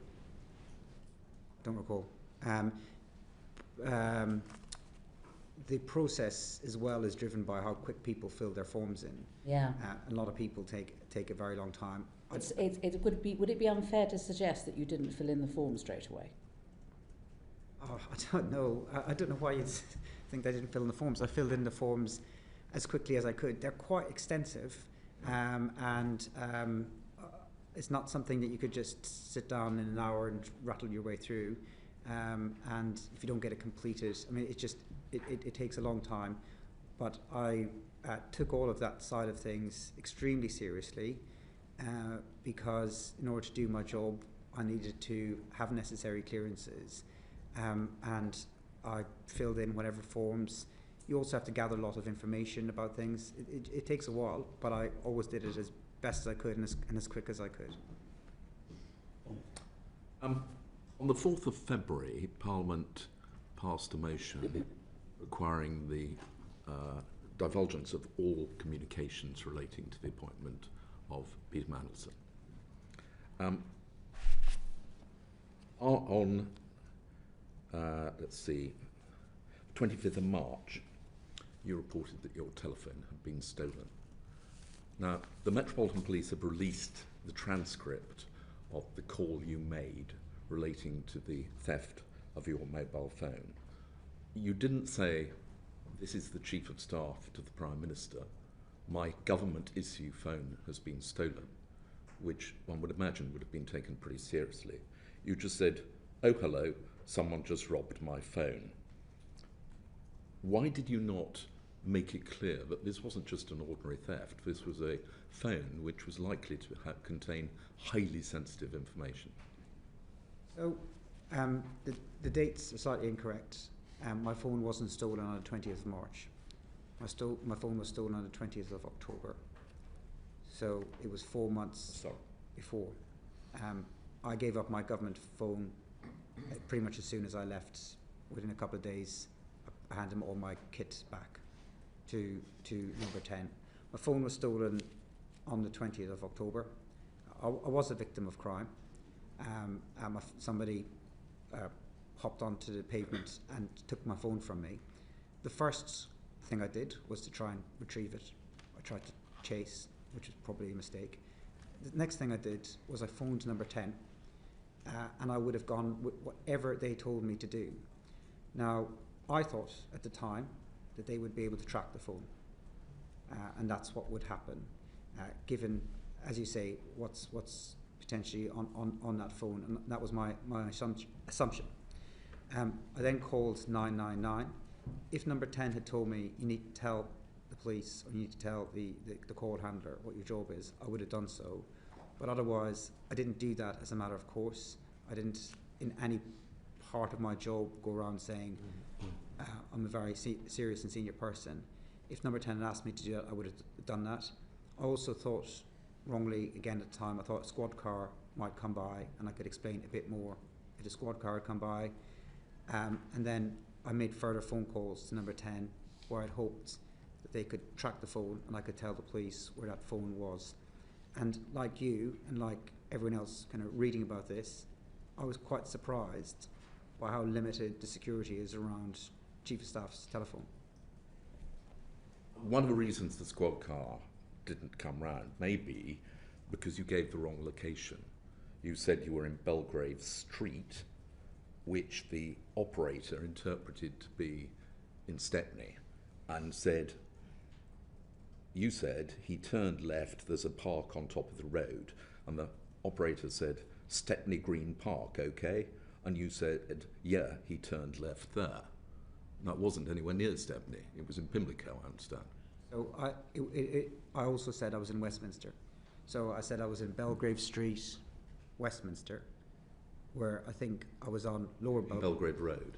No, I think I might have been on Lower Belgrave Street. Okay. So it was some months ago, and I missed the Lower. I didn't see it. I was also missed the operator saying Stepney Park. I was also quite adrenalised. So what happened was I chased the guy who stole my phone as far as I could. I was out of breath. I was completely exhausted because I'm 48 years of age and I shouldn't be chasing people down the street. And then I was trying to go back to the original location that it happened so that I could tell the 99 operator. As I was following the guy, he turned away from a park that I could see in front of me, and as I was coming back to try and find the original location, I just assumed that the call handler was looking at it on the map. I haven't heard the audio. I can't imagine that I was clear and coherent at the time. I was out of breath, I was adrenalised, and if I gave any wrong direction, it wasn't intentional, but I did say I was in Westminster, and why the squad car didn't come had nothing to do with how the call handler had heard it. The call handler had said the squad car wasn't coming while we were on the call, and if the call handler had said to me the squad car is there, I'd have been much more precise about where I was so that I could meet the police at the time. And as I said, I had thought wrongly that my phone would be tracked so I could retrieve my phone. Can we take it that your phone would have contained quite a lot of communications either with Peter Mandelson or about Peter Mandelson's appointment? Probably not as much about his appointment that hasn't already been available to number 10, because when he was sacked, number 10 did do its own, I wouldn't say investigation, but its own research on what happened and why it happened. And as part of that process, I was asked to share messages and emails about the appointment, and also been interviewed as were other members of staff. So those messages are therefore recorded somewhere? Everything that I had at that time in September, which was more than a month before my phone was stolen, I shared it with the number 10 team.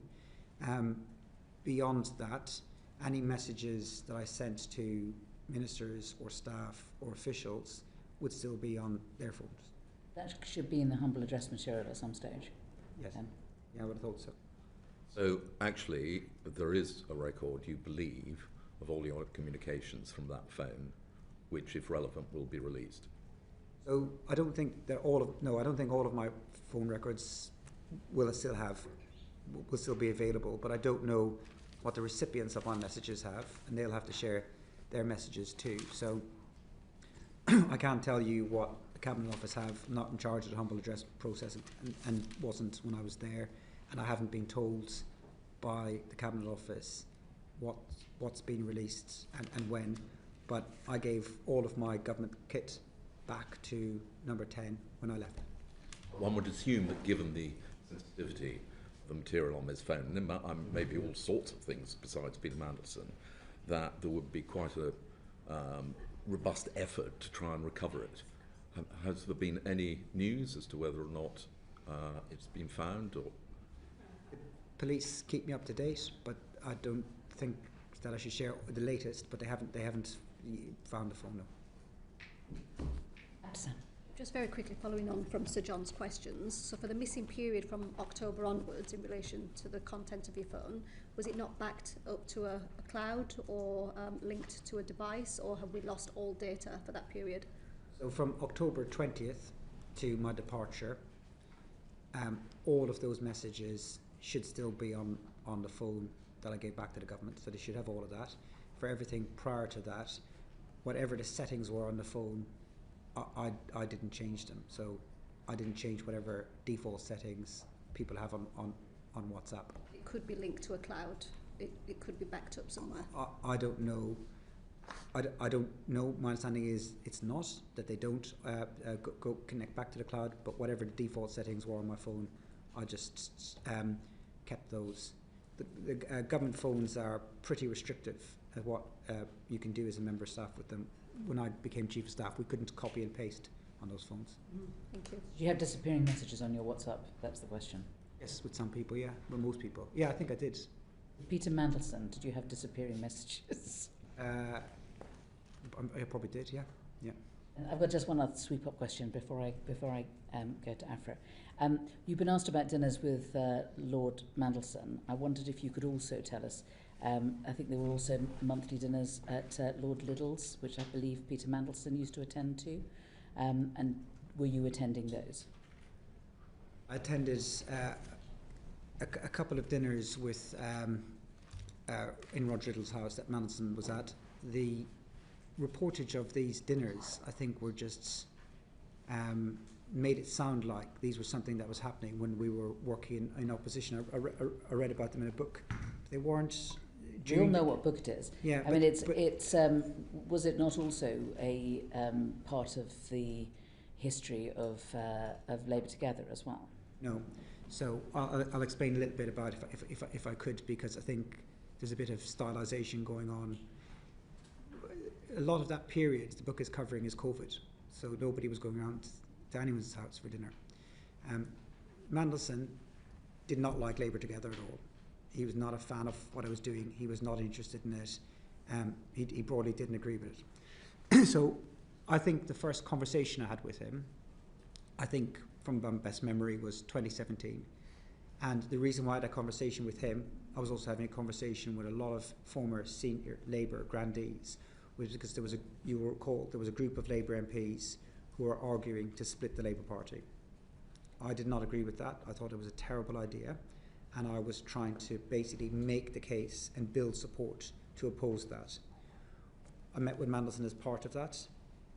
He wasn't particularly interested in what I was doing at Labour Together at all whatsoever. The next time I really started to meet him more was about 2019 at social gatherings, a couple at Roger Liddell's house, but I didn't really have a one-to-one relationship with him. I don't think he backed Keir Starmer to be leader of the Labour Party. I don't recall him doing so. He certainly didn't. Certainly wasn't working on the campaign. Wasn't donating to the party.